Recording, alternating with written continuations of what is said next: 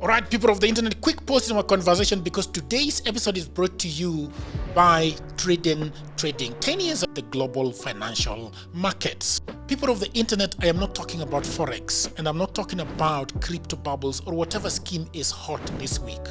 She has been helping hundreds of people find a living and create wealth. I am talking about options trading. Option trading runs on regulated American exchanges that has rules. The other thing it has, it rewards discipline over hype. Now, my friend is called Phyllis, a big supporter of dialogues with Jagero. For the past 10 years, Phyllis has been doing options trading quietly, patiently, and daily. And now she has built a set of winning formulas you can trust because I have tested it and I've seen her doing this with hundreds of people that are following her, and it is legit. She has strategies tested in real markets with real money in every kind of trading scenario. Now, she has turned around and started teaching other people how to do it too. People like you. Today, that work is called trading, and hundreds of our clients now should work.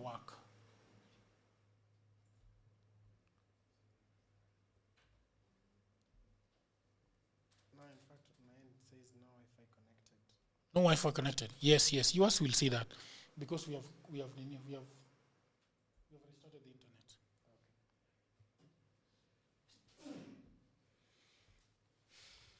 internet. People of the internet, we are still fixing the internet, so please bear with us.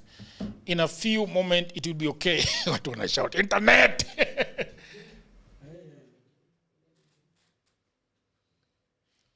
Get that one, by the way.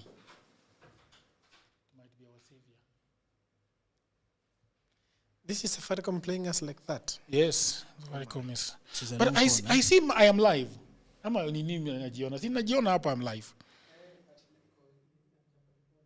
Hey, I can see myself.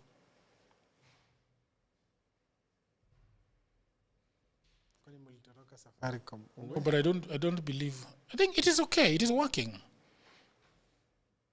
Mulitoroka Safaricom.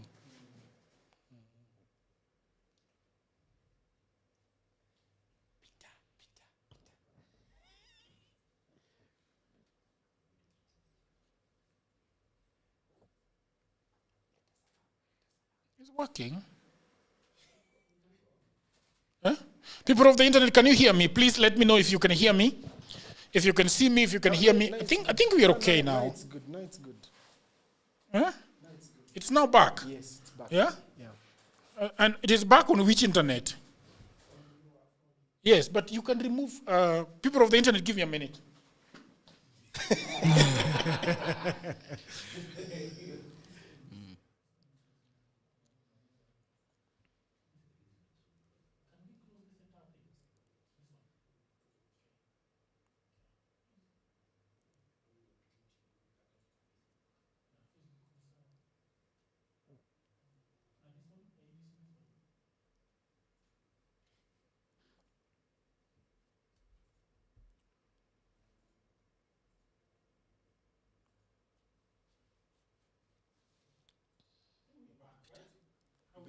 Yes, very bad. You're back, eh? People, are you hearing us? Let me see if you are hearing us. Now it's okay. Yes, we can. All right, thank you very much. Okay, that is good. All right. Let me see if people are. Let's start now. Okay, good. Thank you very much. We have a new entrance. The gentleman was doing his bidding of the Kalonzo Musyoka. I think he's now here. People of the internet, thank you very much. It's been amazing having you guys. I'm going to be speaking with Gen Z today, and there are several things that we are going to be talking about. I've got specific questions for them. All right? The question that I want to talk about is the issue of tribalism. What is your honest take on tribalism in Kenya today? How does it actually play in campus politics? Because I know a lot of you are in politics, right? Are in campus, right? Mm-hmm. But I was having a conversation the other day, and they were saying that actually tribalism is entrenched in campus politics, and we are going to be talking about that. I'm also going to be talking about voting. There is the issue of Nico Kadi. Are you guys Kadi? Do you think that you're going to vote in 2027? I am also going to be talking about whether there is anything good about this government. that you like? Is there bad things about this government? If elections were held tomorrow, who are you voting for? Those are the questions I want. But I want to start with introduction. So I have a group of people that is seated with me here on the table. And then I have another huge lot that is sitting in the audience, what I would call an audience area. So I want to start with this gentleman, Mr. Miruka. I want to tell us your name, what you do, and what do you think about our politics and the state of our economy today? Just to start us out. Yeah, so hello everyone. My name is Miruka Richard. I'm a software engineer by profession. I'm also a community leader from Kibra, Nairobi. But more importantly than that, I'm an aspirant for the position of the president of the National Youth Council of Kenya.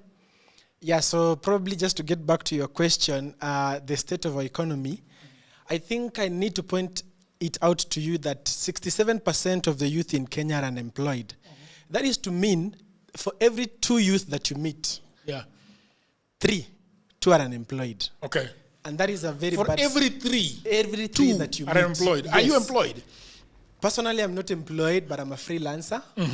That gives me probably the opportunity to actually work on multiple clients worldwide, not just in Kenya.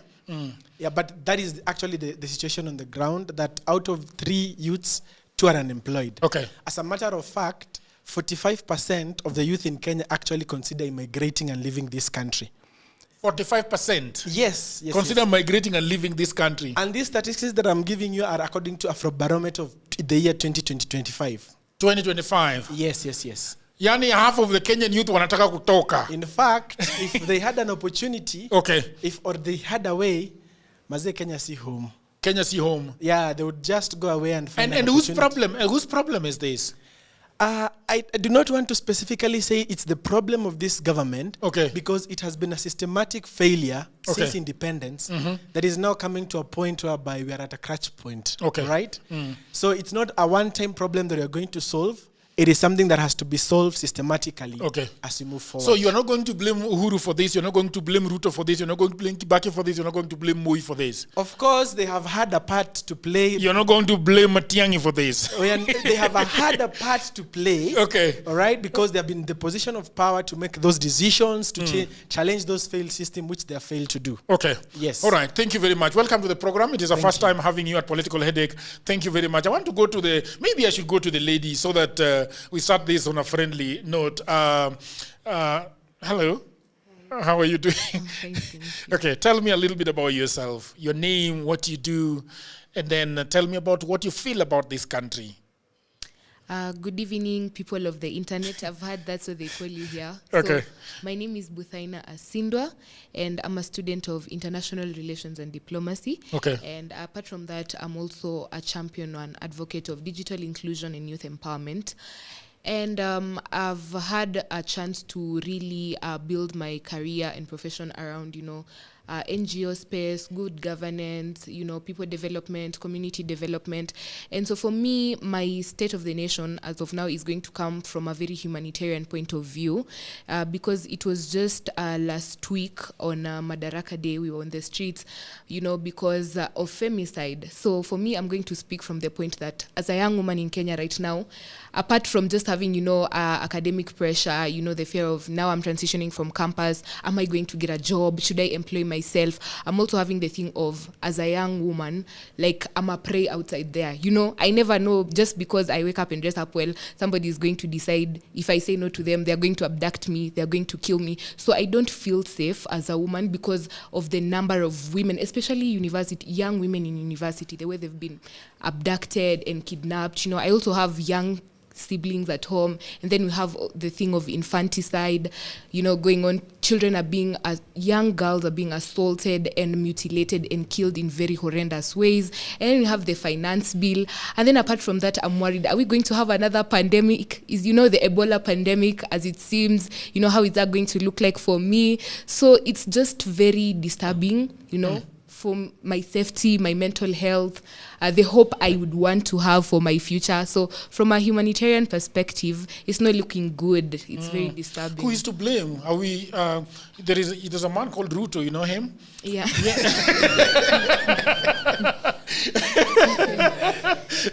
Why is this? I mean, by the way, can I ask you a question? Now you're not going to answer. Are you 2-term or 1-term? 1 term. 1 term. 1 term. Okay, so this is Ruto's problem, right? I am not saying it's Ruto's problem as a singular unit, because Ruto is the executive, Ruto is the acting head of state, Ruto is the state acting on behalf of Kenya. Okay. So the state is not just a singular unit, it's Ruto and everybody else under Ruto who is failing young women, who is failing young children, who is failing girls, who is failing the economy. So in as much as Ruto is the picture and the flag bearer of every disaster going on in Kenya, there's a fleet of people and a lot of systematic flaws that are to blame for what is happening in Kenya as well now. I will pick your mind later on, but I have to say that you've spoken really, really well. I wonder why, she has spoken really well, right? Yeah, sure. Yeah. Mister, how are you doing? Musa? I am good. Yes. What is your name? Tell us a little bit about what you do. Do you have a job? All right, go ahead. Well, my name is Alhaji Mohammed Musa Bodle, student doing my bachelor's in logistics and supply chain management. My master's. And I'm aspiring National Youth Representative, Langata constituency. Yes. Okay. Tell me a little bit about the country. What are your feelings about the country? I believe the country, Kenya, as a nation, it stands up in the political scene globally. When you happen to be in Nigeria, you happen to be in Ghana, Kenya is always a name to be mentioned. Okay. And politically, I think we set the pace when it comes to the East African politics, the West African politics, despite Nigeria and Ghana is actually one of the countries to be noted about. Yeah. Okay. And what do you think about it? What do you think about our economy? How, is it good? Trust me, you. Remember, what is wrong about it? We're moving forward. We're not moving backwards. Okay. And each and every day, if we happen to move forward as a country, remember there are changes. Okay. And when changes happen, what normally happens is that we're not going to be very happy, very comfortable as per, how we were doing it yesterday. Okay. Remember, we had different governments. Remember, we had the Kenyatta government, we had the Moi government, we had the Uhuru government, and currently we have the Hustlers government, that is His Excellency William Samoei Ruto. Okay. Each and every government has performed differently. And normally... Tell me about this one. Okay. Let us... you did indeed ask a very good question. Yeah. What do I feel about this government? What I feel about the government is actually doing what it is capable of doing, as per today. All right. Remember, for you to stand out as the head of state, despite we witnessed what happened in the 2024 elections, despite the criticism, he stood still. Okay. You understand? And if he would have done that, he would have gone out of the country when the chaos was happening. So I believe as a head of state, he stood firm despite the criticism and described the negativity. And I believe we have identified different... do you think that Ruto is a good driver or we are going into the ditch? Is he a good driver? Remember, not each and every driver is always the best, because we always criticize when there's an accident. How is Ruto as a driver? As per the moment, I can say, as per now, I can say he has done well as per his capability. Okay, yes. Great. So we are going over to the gentleman there, Mr. I would like you to go back to your camera and give me Mr. Mwangi. Mr. Mwangi, how are you doing? I would like you to have your mic. Yeah. What do you think about? Tell us about your name, where you're coming from, and what do you think about this government? Right. Yes. I go by the name Mwangi Elias. Okay. The youth leader, DCP Nairobi County. The Youth leader, DCP Nairobi County. DCP Nairobi County. And first of all, The entire county of Nairobi, you are the youth leader. I am the youth leader, Nairobi. Oh, amazing. Congratulations. Thank you. Yeah, when did they elect you to become the DCP? It's been a Ama you've been wamekuwekelea mkono kama nini? I'm blessed. Okay. They blessed me. So, and first of all, I want to bring the greeting from Wamunyoro. Okay, very good. Wamunyoro are the people of Wamunyoro ama Gachagua? The person himself and the people. Okay. Okay, cool. That is good. Go ahead. So Jagelo, the state of economy right now is bad as we speak. And as you can see, the rate of unemployment is very high. Okay. And you can tell by the statistics. And also, Are we able to hear the gentleman? Are we hearing him? Yeah. Hello. Yeah. Okay, go ahead. Unanisikia? Yeah, just put it a little closer to your mouth. Yeah. So now the government of the day, instead of fixing these problems that we are facing, the government itself inaongeza machungu. Okay. As you saw by the latest protest about the matatus because of the fuel hike. Okay. You know very well, Jagelo, when it comes to fuel, it affects every sector in the economy, be it farming, because hata kama tunataka kupanda mahindi, as they say the fertilizer is very cheap, hata kama tunataka kupanda mahindi, it must be transported. Okay. And we must use these roads and we must use this fuel. So it means if that person in Eldoret, mwenye analima mahindi, want to bring his mahindi to Nairobi, lazima tena ipande bei. Yeah, I understand the idea of fuel. I think it is bad for everybody. Yeah. But I wanted you to give me a feel of what the country is like. Is it hurtling into the ditch, or you like what is going on in the country? The mood of this country is very bad. The mood. And I can tell the direction. Yeah. The direction that this country is heading, it is like we are heading to the river, or to a fall. Okay. Because instead of this government, giving, we are complaining about the economy, we are complaining about the budget, we are complaining about the taxes, instead of government giving the solution or addressing the issues, because I agree the government might fail because they are the human beings, but instead of them, we are speaking to them. Instead of them addressing the solution, they are just giving the blame games. You hear the people from the government saying that, you guys, the economy was bad in Uhuru Kenyatta's time. Why are you complaining now? And I want to tell them, by the way, that's the reason why we did not adhere with the Uhuru Kenyatta's agenda. Yeah. Did you like Uhuru? Did you like Uhuru? Personally, Uhuru came and saw us, Bab, and we said no, because you have done very bad in the economy. Our milk that time was very bad. We won't elect you. Okay. So we elected the hustler man. Yes, I'm gonna come back to you, but before I get the mic to Mr. Kish, I want to ask you. I want to stay with you for 1 second. Okay. So who is the best man to take over the country, Mr. Gachagua? Of course, yes. Of course, yes. He's got a court case on Monday. What do you think that is going to happen? It is tomorrow. Yes. Tomorrow in the morning, and I don't want to speak the matters in the court, but No, you are not on court. You are not in court yourself. I feel we're gonna win the case tomorrow. You're gonna win the case. And congratulations in advance. I want to go to Mr. Kish. Mr. Kish. Yes. Mr. Kish has been here with us, I think, twice, right? But I want to give you this opportunity to tell us your name, what you do, and what you think about the state of this country. My name is Kishoyan Kelvin. I'm a communication analyst. And ongea kwa nguvu kidogo. My name is Kishoyan Kelvin. I'm a communication analyst. And I want to thank everyone because we are here to discuss about great matters of this country. And I want to tell my friends seated just right to me that as a country we are progressing. Okay. Because where we were and where we are now, according to the plan that was implemented and the plan that was produced in 2022 during the campaign, we are already there between now and 2027. We only remaining. But the gentleman is saying that out of 3 people, 2 are unemployed. Yes. And he's saying that 45%. I don't know where he's cooking these numbers from, but yes. I am not cooking the numbers. well, I agree with you. Yes. But he's saying that 45% of people want to leave the country. I mean, is that a good place?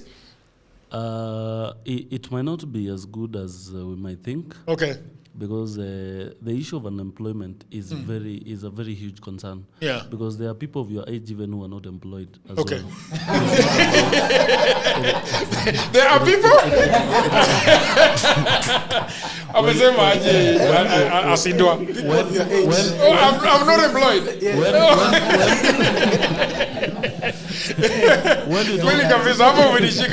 Even me, I'm an orphan and I'm employed. Yes, go ahead. The issue of unemployment is not just to the young people. I was comparing your age and saying that there are people of your age who are not also yet employed at this point in time. So the issue of unemployment, even when you see to the US, in the US, as far much as Kenyans from here are getting to the US for jobs, we still have the issues of unemployment, and countries within Africa. Nigeria is also grappling the same. Okay. We have people moving from South Africa, in fact, some coming to Kenya to see if they can find. So it's a problem, but it's a mess. But as a country, the country is moving on well. The vehicle is on the right path. We are remaining with around 9 months to ensure that we complete on the first batch. If I hear you correctly, you support Ruto. I support his ideologies. What is his ideology? His ideologies of transforming this country to a better one. To a better one? Yes. Great. That's very good. So you are two-term and you're taking Ruto back? Yes. All right, definitely. great. Definitely. Yes. All right, fair enough. Let's go to Achieng. Achieng, how are you doing? Tell us a little bit about who you are and what you think about the country. Okay, my name is Achieng. I work here at Political Headache. All right. Yeah, so I think a lot of youths are not happy with the current government, and that's something we cannot. That's something that it's being seen by everyone. Okay. For me, I feel like the country is in bad state because most of the youths are depressed. Okay. Because most of them are unemployed. Mm-hmm. So, and does that include yourself? Me, I'm employed by you, Jack. Okay. Yeah, so I feel the country is doing really bad. Yes. Okay, let's go to Mr. Kahil. Kahil, how are you doing? You've been very quiet. I want you to speak a little bit up so that everybody can hear you, right? No problem. My name is Khalil, and I normally consider myself humbly as a community volunteer. Okay. Because I like working for people, and just for the purpose of on the record. Okay. I usually root my purpose to whatever I do. Okay. To a specific teaching from the Islam, from the hadith of the Prophet, in which he says that the best amongst us are those who serve people. So that is where I like to always place myself. Okay. Yeah. And I do a lot of mentorship in the community, and I advocate for social impact and ways in which we can develop communities and also champion for minority and marginalized rights, because they're normally not even part of the conversation. Maybe they just receive the scraps or whatever is left for them. Okay. Yeah, but genuinely, what do you think about the country? The country is not in a good state, considering you can see we have the school fires and so many issues. But the issues are more than we seem to admit, because all of us are running away from accountability. So my view is different. Okay. It is rather not about the leadership, it's about all of us as citizens. We have to accept our responsibility in whatever is happening. Whatever is happening in school, like someone was saying, parents are not taking accountability for parenting for their children. They're expecting schools to overlap and cover that gap that they have left, which is impossible. The government cannot also do everything for us. We also have a responsibility to play. Okay. We normally think that democracy ends when you have closed the ballot. Okay. But in real scenario, for democracy to work, it has to start after the ballot box, because we have to be participatory in our citizenship and not just observers. So the minute we took the time and decided to take the back seat and spectate the government to do things for us, that is when things started to go wrong. What is the part that the government you think should be playing now, and what is the part that you think people like myself and yourself should be playing now? Because when you talk about responsibility, what is the responsibility of the government? And to ask you directly, do you think that the government has been responsible? the government of Ruto, has it been responsible for the last 4 years? The government has not been responsible. As I said, it is partly because of us as citizens. Okay. That is the system we're used to. We are also corrupt from the roads to the schools. We are corrupt people. Why are we being corrupt and then you're questioning other people for being corrupt? Right. So I'm saying accountability starts from there. The man at the top is representing who we are. Right. That is a reality and a bitter truth. If today, let's say we are doing the election next year, okay, and then the person who wants a position, let's say Richard wants to become the president of NYC, all right, and then we want him to bribe and pay us to reach to that position. How else do you expect to hold him accountable? A good example, for example, I like giving the example of Mamdani from New York City. Okay. So for them, their type of politics is the citizens are part of the governance of their city or their country. Okay. They participate in putting you into power. They do campaigns for you. They raise money for you, and they make sure you reach into that position. And that way now, that person feels they're accountable to you. They have to go back and report to you. They have to work for you. But then our system is a bit different. So when we're looking at how to change things, it has to start from our own personal reflections. Yeah, that is very interesting. That is very interesting because I want to ask you a question. Yesterday, Mr. Kalonzo Musyoka alianzisha portal ya sisi kumpea ye pesa. You know, 2,000, 5,000. His grandchild is right there. He's going to be speaking. His grandchild is seated there. And I want to ask you, are you going to give Kalonzo some? I don't think so. Because Why not? They lack our trust because they've not done anything. They've been in successive governments. They've held those positions and they've not shown. You know, we've forgotten that leadership is not about entitlement and rights. Leadership is about demonstration. Have you demonstrated leadership? Have you shown that you can lead? Have you shown the things that you can do for us? So till now, I'm still watching. I'm still looking at their movements. You know, making eloquent speeches does not make you a good leader. Yes. You can speak all you want. You can make people cry or laugh. Okay. But then if you don't have the simple qualities that make a good leader, you don't have a clarity of vision. Anytime you hold a microphone is to rubbish other people, then it means that already you failed, you're not a good leader. You cannot be chosen. Thank you. Clarity of leadership. Let me finish, Jakeru. Yes. In finishing, I hope that our sound is good, finishing. Our sound is perfect, it's good? All right, great. Go ahead. The clarity of vision is very important. I'm telling to Clarify. Everyone, clarity of vision, number one. They need to know where they want to take us, and they need to tell us where we are going. Number two, of course, they need to have a plan. They need to tell us how are we going to reach there. Number three, of course, they need to be competent. They need to have shown and demonstrated that whatever capacity or resources have been put to them, there's some work that they've managed to do. And number four, which is very, very important.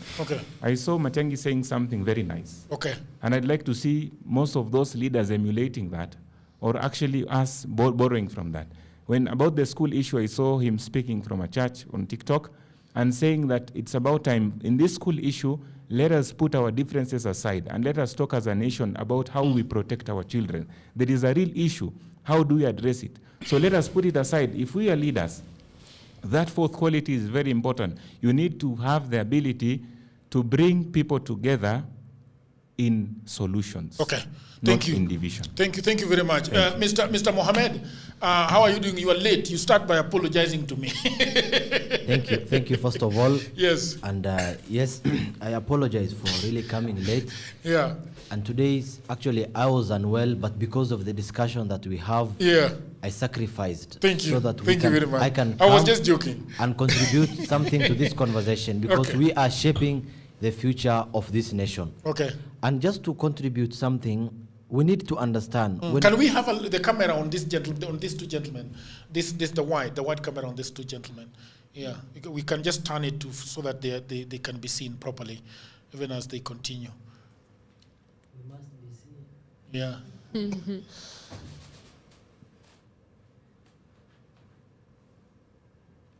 Okay. There we go. Okay, go ahead. Yeah, and you know, Jagero, there is answering question and there is responding to questions. Okay? Yeah. When you are asked the question, how is the state of the nation? All right. You are supposed to be very empirical in that you use the units of analysis in understanding the state of the nation. All right. According to Barry Buzen, using the Copenhagen School of Thought. Okay. Kenya now is actually placing itself at the global structure. Okay. Kenya now is in a position whereby it's a state that is convening nations on one table. Okay, so when you are speaking, you need to profile you need to be patriotic. Okay, I want you to do that. Yeah, Yes, you need to look. You need to compare Kenya and Tanzania. All right. Kenya and Uganda. Kenya and Somalia. Okay. Okay. Again, one thing we need to understand: we have the national triage. The national triage here is a triangle. At the top, you have the state. Okay. We have the society. And we have the individual. Jagero, you can't tell me that you are depressed and you're expecting the president to come and do a massage for you. How is that possible for sure? Okay. What I'm saying is, when you look at the national triage, we have these three actors. Okay. We have the state, we have the society, and we have the individual. Each and every has a collective responsibility. Okay. And each and every actor has a role to contribute to the national pool. And that is how now the society works together on a vibrant and a resilient manner, in that there is nobody to be blamed for. The other thing that we need to understand is, when we are speaking matters pertaining on Gen Z youth leadership, we should avoid romanticizing it. Okay. Okay, in that we don't speak on the realities that are on the ground. Okay, one thing that has been factored out is, out of 3 youth, 2 are unemployed. Okay, personally, I made a study, okay, and I need us to look at the Public Service Commission portal. All of us now, we are about 10 of us. Okay. If we ask, how many of us have a portal at the Public Service Commission? None. Okay. Okay, and the public, let me finish. Let me finish. Stop lying. Let me finish. I'm not lying. No, yeah. Okay. What I'm saying is, the Public Service Commission, every year they recruit personnel. Okay. And this recruitment starts from the bottom. Okay. One thing we don't need to admit is, you can't just tell me that you have finished school and you want to be employed directly. Okay. You need to understand how the ecosystem works, how the system works. But Mr. Mohammed, I am sorry, but you're beating about the bush. I want you to tell me how the government is doing, what you feel. You are telling up what you are schooling us, which is okay. But I want you to tell me how we are doing as a country. Are we doing well? The other day you were very happy with the state of affairs. I want you to tell me what you feel as a Gen Z in Kenya. What do you feel about this government? Do you feel like it is taking us to the right direction? Do you think that there are things that this government should work on, or it is all rosy, it is all milk and honey, Mr. Mohammed? Thank you. To answer the question, yes. According to the state, in terms of government, we are doing good. Personally. Okay. Again, we have a crisis. All right. As a nation. Okay. And that crisis, we go back to the triage. It's not a crisis that can be resolved by one actor. A good example, we are seeing fire breaking out in schools.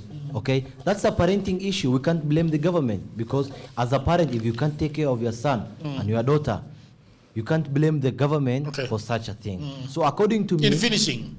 Yeah, according to me, the government is doing good. Okay. But the crisis that we have as a nation requires a collective responsibility. Yes. Thank you very much. Let me go to my friend. How are you doing? I'm doing good. I want to start this conversation. Okay, maybe you start by telling me about your name, yes, where you come from, what you do, and then I want you to tell me about what was happening. Were you at that gala? Yes, I was there. You were at the gala. I was present. Okay, tell me, what's your name and what do you do? Thank you so much, My name is Peter Edwin. Peter Edwin, and I'm a youth leader at the Wiper Patriotic Front Party. Okay. Also, when you say you're a youth leader, what does that mean? Do you have cheo? Yes. Cheo ni gani? Chairperson of the Wiper Comrades chapter. Great. Which mostly comprises of Gen Zs from 18 to 30. Yes. What do you do there? As the chairman? As the chairperson, we do mostly mobilization when there's rallies. We do some education to our young people to join political parties. Everything related to political parties. Yes. To what end? Salary? To what end are you doing that? To just support your grandfather, Mr. Kalonzo Matiang'i? No, we also do some outreach from county to county. We also do some member registration exercises in Lamu, everywhere across the country. For free? Yes, we volunteer. Okay. Yes. Okay, and But how do sometimes we are, but we are facilitated, of course. You're facilitated? Of course, we do not have jobs, of course. Okay. So that doesn't come for free. Of course, we are facilitated kidogo. Kidogo. Yes. All right. All right, great. Are you excited? I'm excited. What was the idea yesterday? What were you guys doing, actually? Let me first finish introducing myself. Okay, no worries. I'm a little too excited. Yes. I'm sorry. I'm a procurement officer by profession. Yeah. Yes. And I'm also currently pursuing my master's in procurement. All right. Yes. All right, great. I want to tell me about yesterday. What exactly were you guys doing? What we were doing, we were launching the Kalonzo Musyoka's presidential bid officially. Bid? Yes. Bid? Yes. Bid? Yes. He's saying no. Why are you saying no? He made it official that he'll be running for presidency. Okay. And we are now recollecting ourselves and doing resource mobilization. All right. You know the problem, I've had someone here saying that he cannot contribute to Kalonzo Musyoka's Mr. Kahil campaign. Yes. But I want to say this. Okay. It is we the same Kenyans who encourage corruption in this country. If you go to the United States, it is the citizens themselves who contribute towards the presidential bids of the respective presidential candidates. All right. But in Kenya, we want handouts each and every time, which, of course, results to the politicians looting our own resources. Yeah. Yes. So you guys, as the presidential candidate, you guys are not going to be giving... And it's not a coincidence that Kalonzo, for the 40 years he has been in opposition and in government, there's no question of integrity on him. Yes. Yeah, that is actually true. So you want the Kenyans to give you some money? Yes. To do what? To campaign. What is campaigning? For campaign. What is campaigning? You know, if you go to that portal, if you click that website. Just a minute, Mwangi. If you go to that website. Just a minute, Mwangi. Yes, go ahead. If you go to that website. Okay. It's on my Facebook page. On Facebook unajiita Peter Edwin. Okay. If you scroll utaona hapo chini kwa your website that it's saying that these funds are meant to support communities during our presidential campaigns. Support volunteers during our presidential campaigns and ultimately ensure that Dr. Stephen Kalonzo Musyoka is successful in his presidential bid, because presidential bids require resources. And these resources, anywhere you go on this world, you'll never find anyone campaigning using his or her own resources. All the resources comes from people, donations. Look at the US, even Trump himself, someone who is a dollar billionaire, fundraised. So it's not a surprise that Kalonzo Musyoka, with his 40 years of integrity, is also fundraising. I'm going to come back to you, but this guy is itching to bury you alive. But let me go back to Miruka. Miruka, what is the problem? What there is something you wanted to say? No, actually, as I've said before, that I'm campaigning to become the president of the nation. But even as you answer that question, what do you think about the candidature of Mr. Kalonzo Musyoka? Genuinely. I will answer about his candidature later. Okay. But I think this thing about campaign financing is very important, because if you're going to be a true and mature democracy, then you must embrace the fact that we actually need to fund the candidates who are vying for these positions. Right? Because if you see, as a candidate, if I have a few people who can actually campaign, then who can actually contribute to my campaign, then I become more accountable to these people than when I get probably one or two people who can give me the money, and then all of a sudden I have to bend to their tune. That becomes a very, very big problem. About his candidature, I don't have a problem with it. He's actually good to go. Probably may not agree in terms of ideologies, and probably when I end up... Do you agree with Kalonzo Musyoka's ideologies? What are his ideologies? That is something that has not come out clearly to me. That is why I'm not convinced yet. You're not convinced about Kalonzo Musyoka? Yes. All right. My dear, what is her name? Withaina Asindwa. Yes. What do you think about Kalonzo Musyoka? Do you like the man? Are you going to vote for him? Genuinely. I think I'd just like to agree with what Miruka has said as well. Personally, I have no issue. I have no issue with his candidature. Yes. And I have his track record it's been quite fair. He has no, corruption scandals, integrity scandals and all that. But, at the end of the day, I feel like I need to be sold on the vision. What do you have in the bag for us? Because we also have other leaders that are coming in. So what makes you stand out? What makes you different? I'm also a young person. Yes, you have youth leagues in your party and all that, but are they just, are the youth leagues just to bring other youths like me on board, and then after you get into office it's just going to go like that? So I need to be sold on that dream, on that vision that he has for Kenya as a whole, and also the young people. Do you find it confusing that Kalonzo Musyoka is launching his presidential bid? Gachagua, we don't know whether he's going to be running. Matiang'i is already running around with Mr. Uhuru Kenyatta, trying to be president. What is going on there? So each and every one of them is launching their presidential campaigns. We're going to have many of them on the. Do you think that we're going to have one of them standing? Kalonzo Musyoka is going to throw away his portal when they decide that it's Matiang'i? I think right now, Kenyan politics are so volatile. So I feel like right now it's still a little bit early to determine if we are going to have maybe 6-5 candidates, or people are going to be forming coalitions and then deciding on one candidate. So I feel like it's still a little bit early.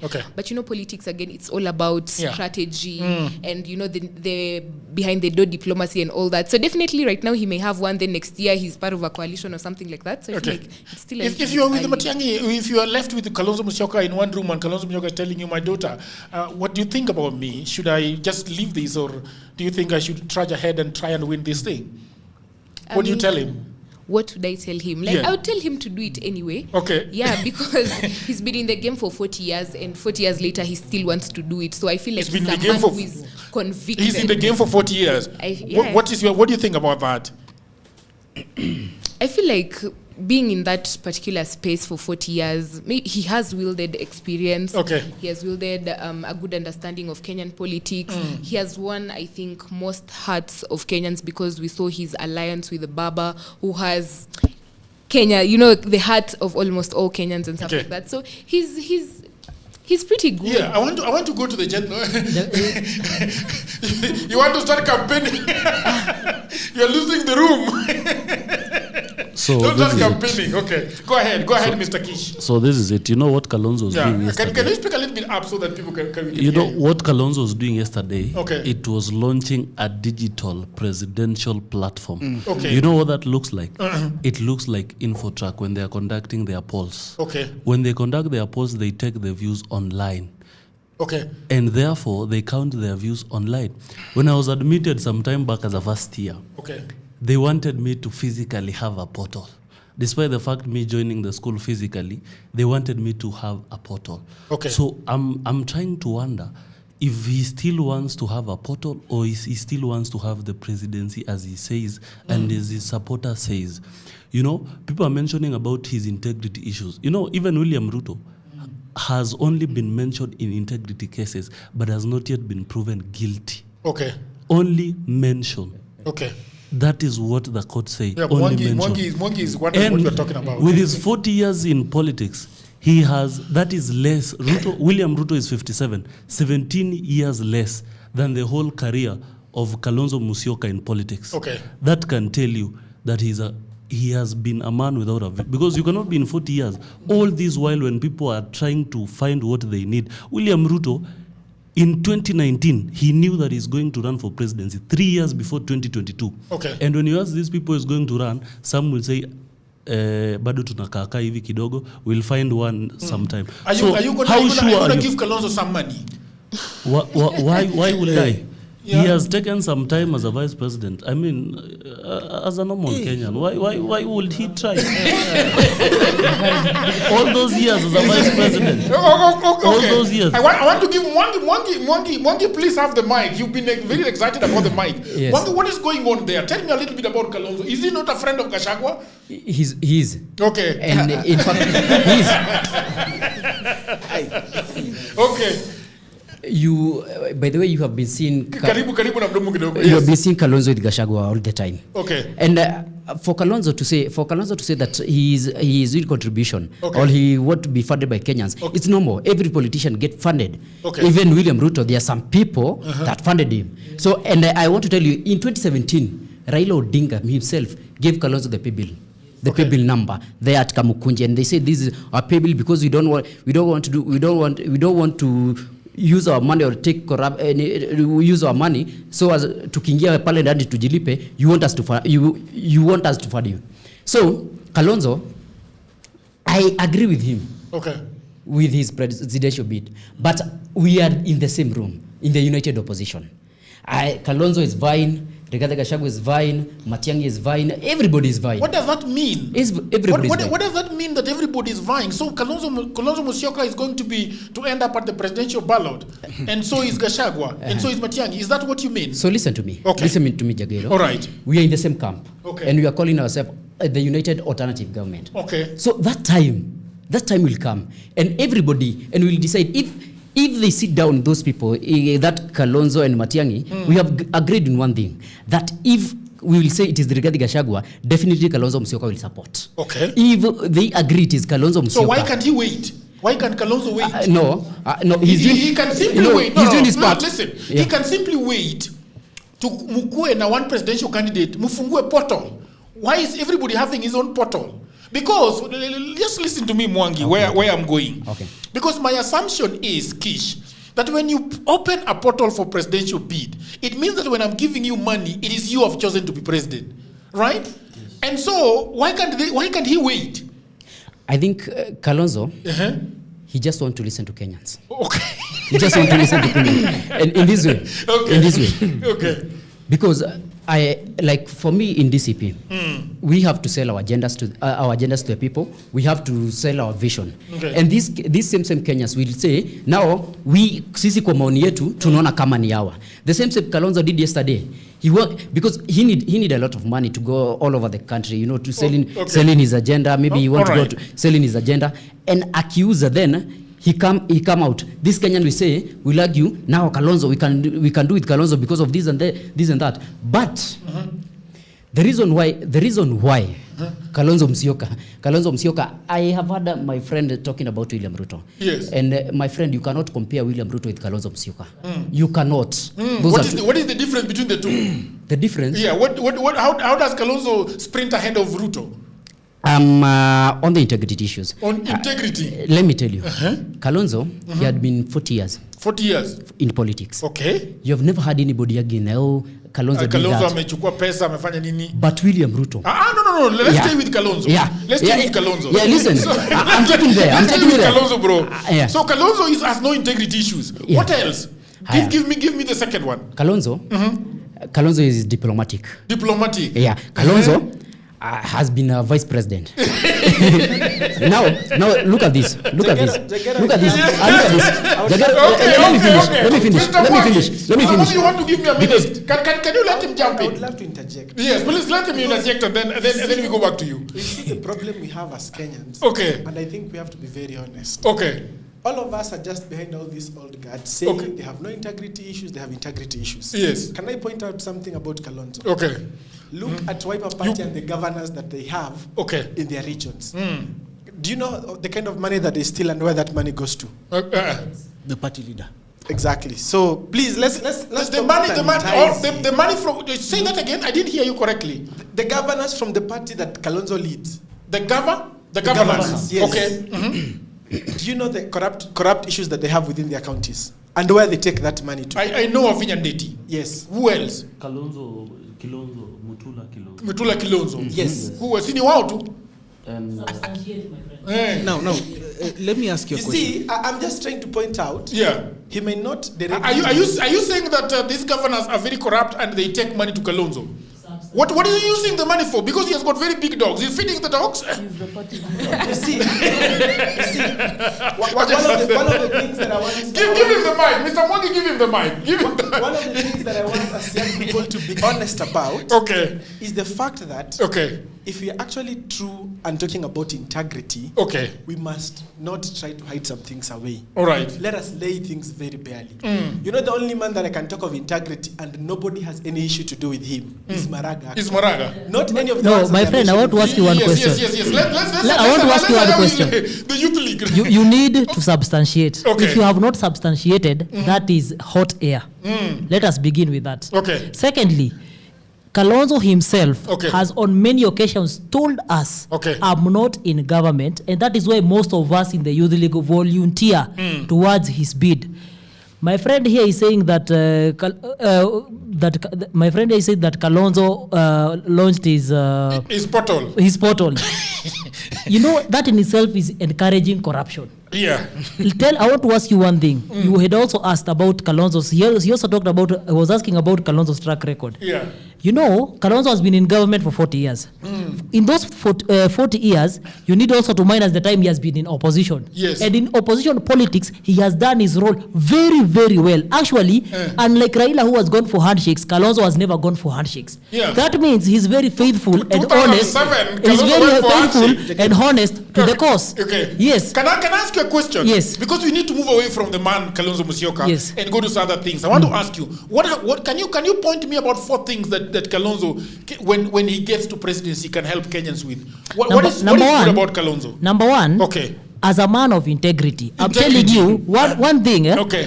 Kenya has been dragged behind because of corruption. I'm telling you, the amount of resources we have lost to corruption is enough to take us to Singapore for the time we have been here. Singapore itself did not attain independence earlier than us. But how comes they are more developed than us? Secondly, the regard to the rule of law. I want to ask you, Jagero, sincerely. Our constitution, does it start with the development or does it start with the rule of law? Tell me. The question. What comes first? It is the rule of law. The preamble. The preamble. Yes. And the way Sifuna puts it all the time. Even dictators build roads. Even dictators build stadia. But do all dictators highly regard the rule of law? Do they maintain human dignity? They do not. Every time you have a mandamano, a life must be lost. Every time. Tell me, is that the person you want to rule this country? Okay, I want to ask you a question as we move on, because this gentleman is also wants to say something. Yes. So in the 40 years that Kalonzo has ruled this country, hii integrity yake aliweka wapi? Take us down. What do you mean? What do you mean by no? But because if you say that it's a man that he has not been accused of integrity, but then where has there been an issue of integrity and Kalonzo did 1, 2, 3 to make sure it doesn't happen? So there was a scandal. Has he ever been a whistleblower? Yes, he has been. When? During the Eurobond, you know, they were in opposition with Raila.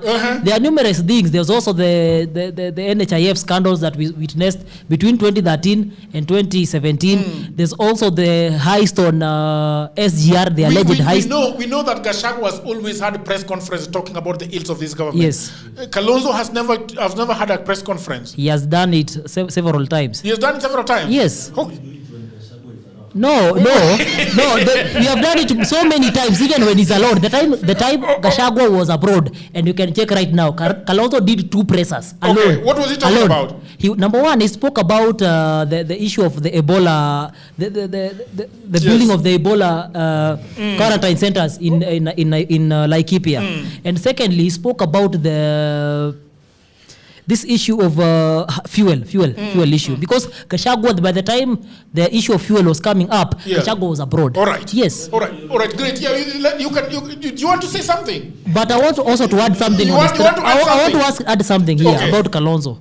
Most people, Ruto numerously talks about Kalonzo having not done anything while he was in government. Yes. I want to tell these people here, when did CDF come in Kenya? When was the advent of CDF? I want you to tell me, what did Ruto do before 2013? Something you can show me. It's because during that time, MPs never had CDF. Okay. Jagero, you have been here long enough. All right. You have been here. You are older than us. Why are you showing me? Yeah, no. I want to. You know. Maybe he might be ignorant, Jagero. Okay. He might be ignorant, maybe because he was not born then. Okay. But you are there. When an MPs before the advent of CDF, their work started and stopped at the floor of parliament. It's like telling me, it's like asking me, what has Sifuna done?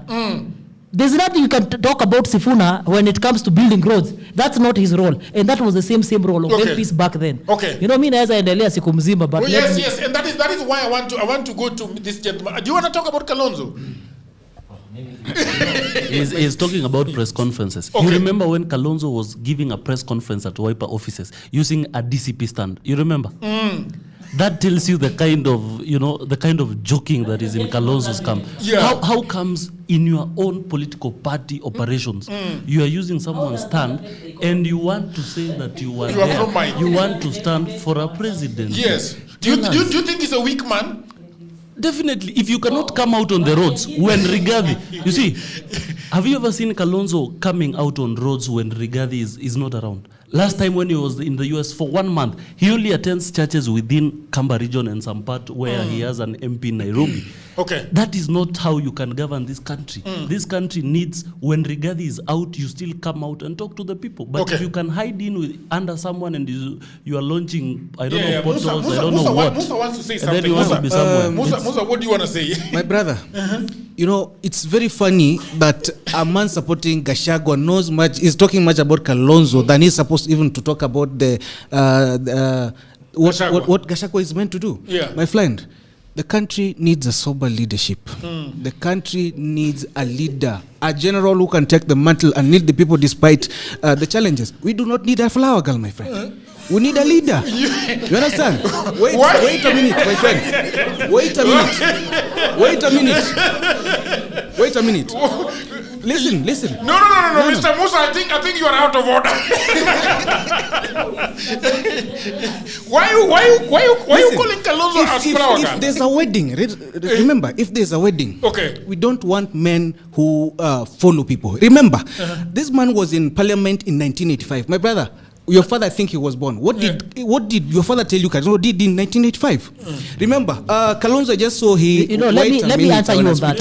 When you are an MP, I want to repeat, and this is the ignorance I'm telling you, Jagero, that these Gen Zs have. However much I am one. An MP's role starts and stops at the floor of parliament. What else do you want me to explain to you?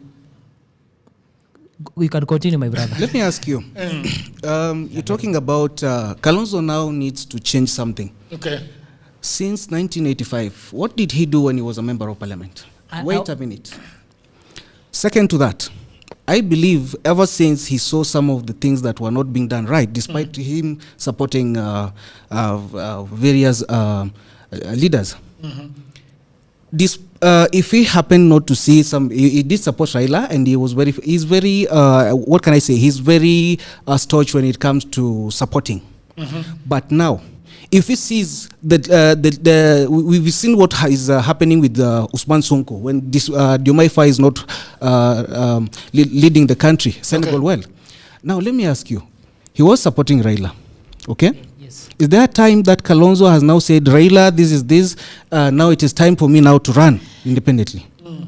And Kalonzo had a foundation, that is Kalonzo Musyoka Foundation, registered in 2005. Can you point for me, or even mention for me, some of the things and some of the project he has done, some of the road that he constructed when he was the Minister of Public Works? Can you point for me some of the youth that he empowered? Because I can't remember some of the. Can you mention for me some of the youths that let me give him a very perfect example. Okay. The current Speaker of Kitui County Assembly is a beneficiary of the Kalonzo Musyoka Foundation. Okay. And as I had told you, an MP, the much he could do, and he also told us, the much he could do was offer scholarships. The same scholarships that the great Tom Mboya offered to the father to Obama that made him the great man. The current Speaker of Kitui County Assembly is a beneficiary of that scholarship. No, there are so many people, I cannot go into detail, but that is an example. But it's a very good example that you have empowered someone who has risen to become the Speaker of a county assembly. Secondly, you have asked what did Raila, in terms of the relationship between Kalonzo and Raila, when did Kalonzo step up and say that Raila, now you can step aside? Raila himself, I'm sorry to say this, however much I voted for him, was also selfish to some extent. Every time he wants to be the one who is the presidential flag bearer. In 2020, they had an agreement. Jagero, you have been there long enough. I need to refer to that. 2017, Jagero, Yeah. is it true that Kalonzo stepped aside for Raila? And that was something that was in the public domain, pale Uhuru Park. Yeah. Si ni ukweli? In 2022, you remember Kalonzo is saying, kwa mara ya tatu, na muunga mkono ndugu yangu Raila. So what are you going to tell me now that I've brought you those two Okay, evidence? no, we need Now, we need lastly. Ukimaliza tafadhali, yes. ukimaliza sema in one second. In 1 second. Yes. My friend, Kalonzo Musyoka has got a very great track record in the ministries he served. Let me tell you, when he was the foreign affairs minister, he was a founder. He was one of the founder members who founded IGAD. IGAD, which is responsible for stability. You can check it right there. You know, it is just that Kalonzo who aendi akipayukia kila mtu hizi stories zote. Another thing, when he was the foreign affairs minister, I want you to go and check correctly when most of the foreign these foreign embassies were built during Kalonzo Musyoka's time. Between 2007 and 2013, he was part of the he was part and parcel of peace building in Kenya post the 2008 2007-2008 clashes. Another thing, he was the principal assistant to Mwai Kibaki. So whatever Mwai Kibaki did and whatever successes we sing about Mwai Kibaki, Kalonzo was the principal assistant. Okay. Yes. Great. As we finish. Okay. Yes. Okay. Thank you, Jagero. Just to translate the conversation. Okay. There is a funny saying, and I will seek apology from the female gender, which says that you cannot go to a maternity ward and expect virgins there. Yes. Those are women who have decided to be mothers. Okay. All what we are saying is, yes, Kalonzo Musyoka is a politician. Okay. And Kalonzo is a diplomat. Kalonzo lacks the aura of politics. Okay. We cannot compare Kalonzo and William Samoei Ruto. That is a reality that must be accepted. Why? Okay.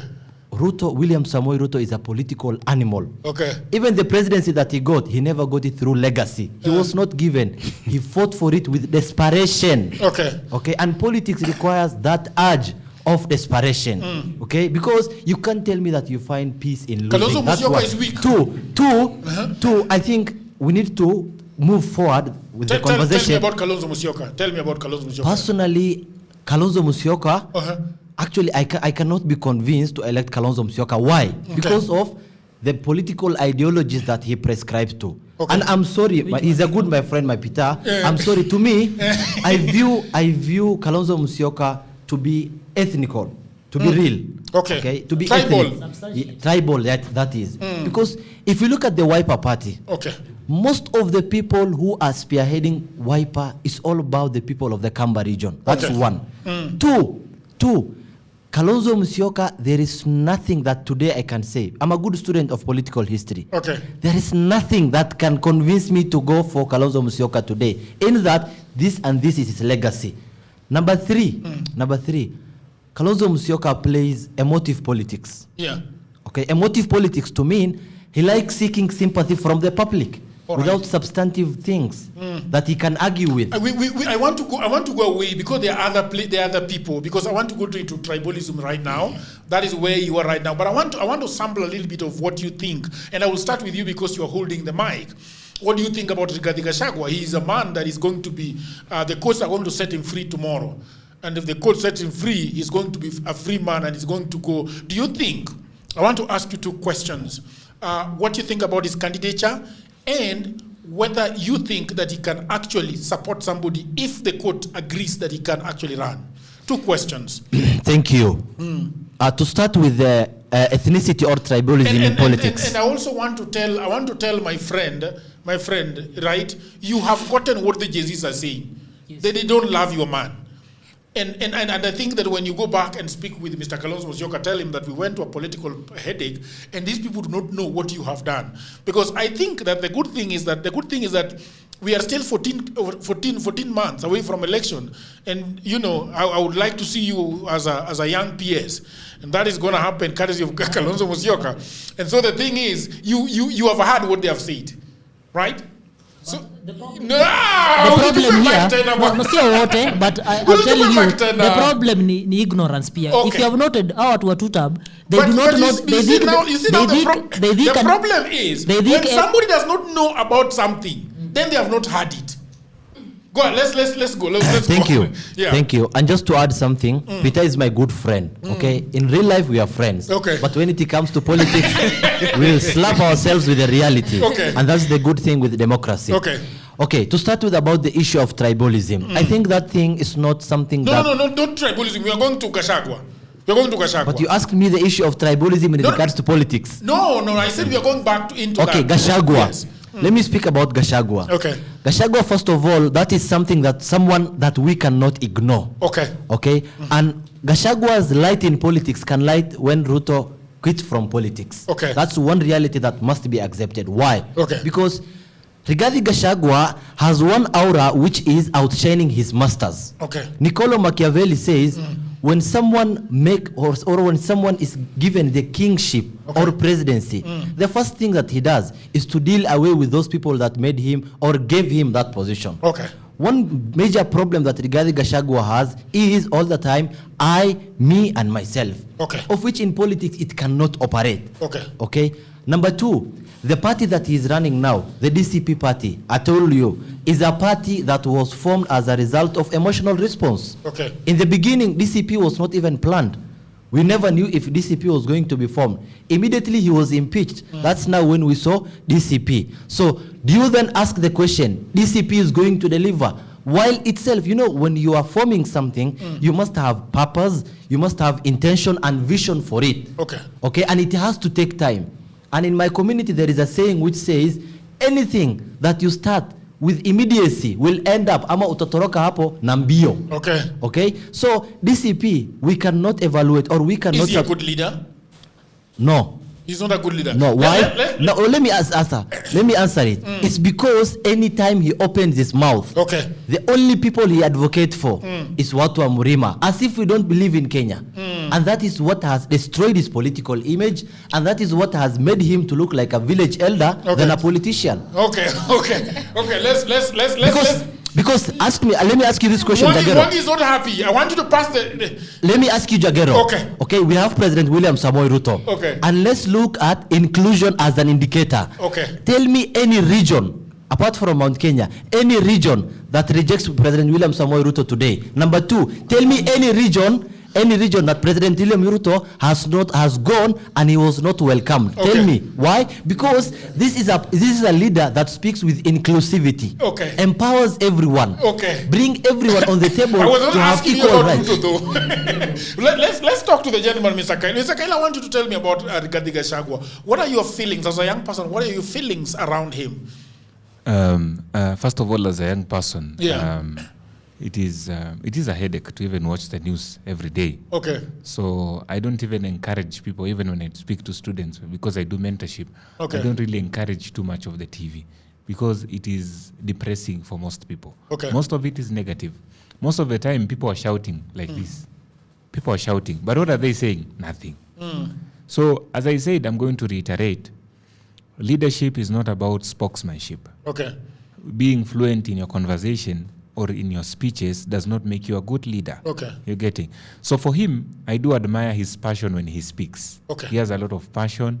He loves his people and where he comes from. Okay. That one I'll give it to him. Number three, he's very eloquent and very good in his wordings and all of that. But for sure, I have never heard him speak about what vision or plan he has for Kenya. Okay. Number two, I've never had him speak of any records or any programs or projects that he has done and is planning to do for the sake of Kenya. Okay. And whenever he speaks, he aims to divide. Okay.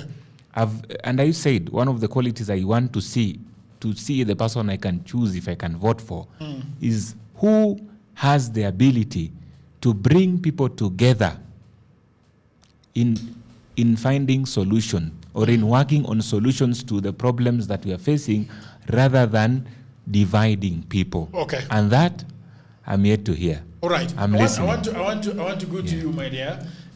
What do you think about Gachagua? The people of the internet are saying that the ladies in the room are very quiet. I know the person that is quiet. This lady has been talking. Aching is not been talking. So what do you think?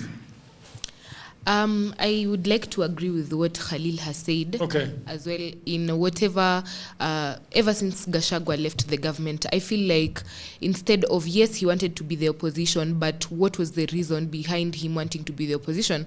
I feel like it was not maybe to want to lead Kenyans, or maybe it's that he had a vision for Kenyans.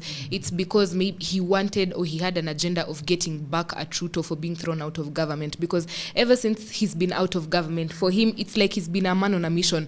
Oh, when we were with Ruto, he didn't do this, he did that, like, you know, revealing scandals that went wrong, all the secrets and all the stuff, you know, like, he's just like been somebody who is getting back at somebody because the relationship didn't work out or something like that.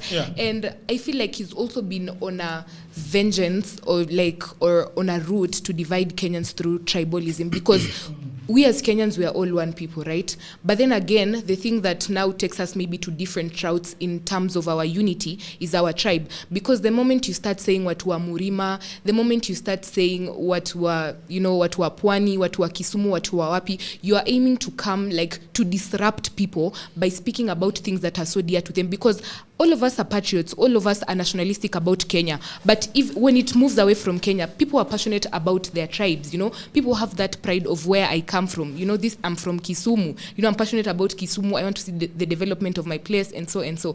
But the moment you start coming for people's tribes, you know, stereotyping their leaders, stereotyping the people themselves, it's like you're dividing a narrative of disunity. You're dividing to conquer through tribalism. So I feel like he has really mad himself with the image of dividing people through tribe. But I don't understand when you say he's a tribalist. What has he done? What has he said about other, like, you know? He's just fighting for the people of the mountain. I mean, what is wrong with that? There's no problem in fighting for the people of the mountain, but when you're fighting for the people of the mountain, and in that same speech, you're bringing other tribes or other ethnicities, and you're trying to, like, drive narratives that, you know, that spark this, that incite. That's the word I was looking for, because there was a time we were having a conversation about peace building with NCIC, and Gachagua's name really came out, you know, about the thing about hate speech. You know, yes, you might be advocating for the people of the Murima, but, you know, there are some opinions that you say and they incite, you know, they spark, like, you're trying to drive, like, mentalities or, like, thoughts of violence towards other tribes, you know. You're trying to get me to tell Musa, like, mimi, you know, nyinyi ni watu wa Nyanza na sisi ni watu wa Murima, you know. Watu wa Nyanza wanapewa pesa yote, si hatuna pesa, so we should be fighting about that or something like that. You know. So he has come out really strong in his speech, instead of, like, focusing on watu wa Murima, and maybe would say, yeah, maybe he's a selfish person just focusing on the people of the Murima. He's also, like, tapping into other ethnicities and trying to, like, bring two bulls together to heckle each other. What do you think, Mr. Miruka, about Gachagua, the man? Actually, before I talk about Gachagua, the man, you know what saddens me is the fact that when you look at the YK of 97 or the leaders who are there then, they are the current leaders of today. And what troubles my heart, or rather what troubles me when I look at my fellow young leaders, is the fact that the same traits that they have demonstrated is actually what you're demonstrating right now. And in fact, if you think about the next 20 years, the next 30 years, we'll actually have worse leaders than the ones that we are now currently mentioning here. Why? Because of us by the fact that you have gone to school, understand issues, and are probably in a better position because of the knowledge we have. Instead of us as young people who used to say we are partyless and leaderless, actually looking at what is wrong with this kind of leaders that we have, we're all here trying to defend them from the fact that we know very well there are things that are wrong about them that we need to speak about. And even as we speak about it, are we leaders, young leaders here amongst ourselves, actually people of integrity, of competence, and people who are against corruption? Because if we do not solve that, the same ideology that you see is the same ideology that is going to go about. I want that if I step somewhere and I'm Miruka, somebody does not judge me because of my name. I want somebody to look at me with the potential of a fellow Kenyan, a leader who has the qualities and traits of a good leader. Because all these young leaders you see here, in 20, 30 years to come, will be the ones in position somewhere in the country. We are talking about corruption, because the issues that have been ailing this country ever since independence are not issues just with the Kikuyus and the Luos and everybody. They are issues that are facing all Kenyans. And so even before we talk about Gachagua, can we as young people form a conversation about what can we do now that tribalism has been there, and that is the reality, but what can we do to actually solve that? Yeah. Lastly, about Gachagua, I am not a person who loves talking about personalities and whatever. Yeah. Because at the end of the day, it's very few people can actually have open minds and say, this is the reality. Okay. We know this is the problem. Can we actually accept this is a problem? Okay. And probably this is how we need to approach it. So Gachagua is just Gachagua as he is. Those who support him as he is. But I would want them to actually question his ideologies. Okay. If it is Kalonzo, question his ideologies. If it is Ruto, question his ideologies. What plan does he have that places the youth of Kenya at the center of Kenya's future? If it doesn't, then, I mean, there's nothing to say about them. Yeah. But let's talk about tribalism then, because that is what a lot of people have been talking about. And I want to stay with you because a lot of people have always said that the Gen Z are going to be sort of going to break the curse and the mold of tribalism. Yeah. The other day, I was here with some few people, and they were telling me that Gen Zs are still tribal. When you go to universities, there are tribal cocoons that are actually among us, the Gen Zs. So, to first ask you this question: do you think that, as a person, what are your feelings about tribe? Do you feel like tribe is still a question within the Gen Z community? First of all, I want to begin by saying we need to appreciate the fact that we actually come from somewhere. Okay. I come from Kisii, I'm a Kisii, and I'm proud of that. But when I interact with a Kikuyu, and because of the differences of our culture, that is what makes us a better and a beautiful country together, right? Is it something that is actually a big problem in Kenya? Okay. Yes, it is. I'm asking you specifically amongst your peers. Yes. Is there a problem? Is there tribalism? Do people go back to their names? Yes, that is very true. In 2024, we used to say we are leaderless and tribeless. Okay. But right now, even from this conversation, we can always feel these people are already going back to their tribes, right? Okay. And we actually thought by the fact that you have been to university, we are now universal people. Okay. Our thinking is in terms of the global stage. Okay. But that has still not changed because at the end of the day, people are still going back to their cocoons. And so the issue about leaderless and tribeless has already been watered down and washed away. Okay. And people are already going there. And that is why I am making the call to the young people of Kenya. Think about the future, because you might think of going back to your tribe, but remember when your leaders are stealing from the coffers in government, they are not stealing on behalf of your tribe. They are stealing on behalf of their people and their families. And your people, the people in your tribe still continue to suffer in poverty. They'll fail to raise bills. You will still ask for your friends to raise money, to pay bills when you're not able to. So I think that is my call to young Kenyans. We need to get back out of this cocoon of tribalism and consider we are Kenyans. And our tribes just make us beautiful as a country. Let us listen to ideologies. Okay. Mr. Musa. Yes, sir. Do you think that as Kenyans, as Gen Zs, we have gone back to our tribal affiliations, or you think that we are doing better? Well, the truth has to be told, and it has to be said. Tribalism it's something that is present. Okay. But as Mohammed, as a young person who is looking forward to voucher for a generational change, I think we are the people who will take the mantle to change the narrative that revolves around tribalism. Remember, we've talked about matters concerning tribalism in our universities. This is not something that just started from the universities. I believe even back at home, we have parents who are now rallying behind certain leaders because now those leaders come from their tribes. But for me, no. I have to find a leader who is going to voucher in terms of, who is going to sell his ideologies. So we should not be the young people who are electing people based on tribe among the tribal lines. Let us vote in leaders who are very straightforward when it comes to their selling out their ideologies and what they want to do for the people. My brother was talking about Wamunyoro. I don't know, ever since you came here, you've not actually touched on the agenda that he has.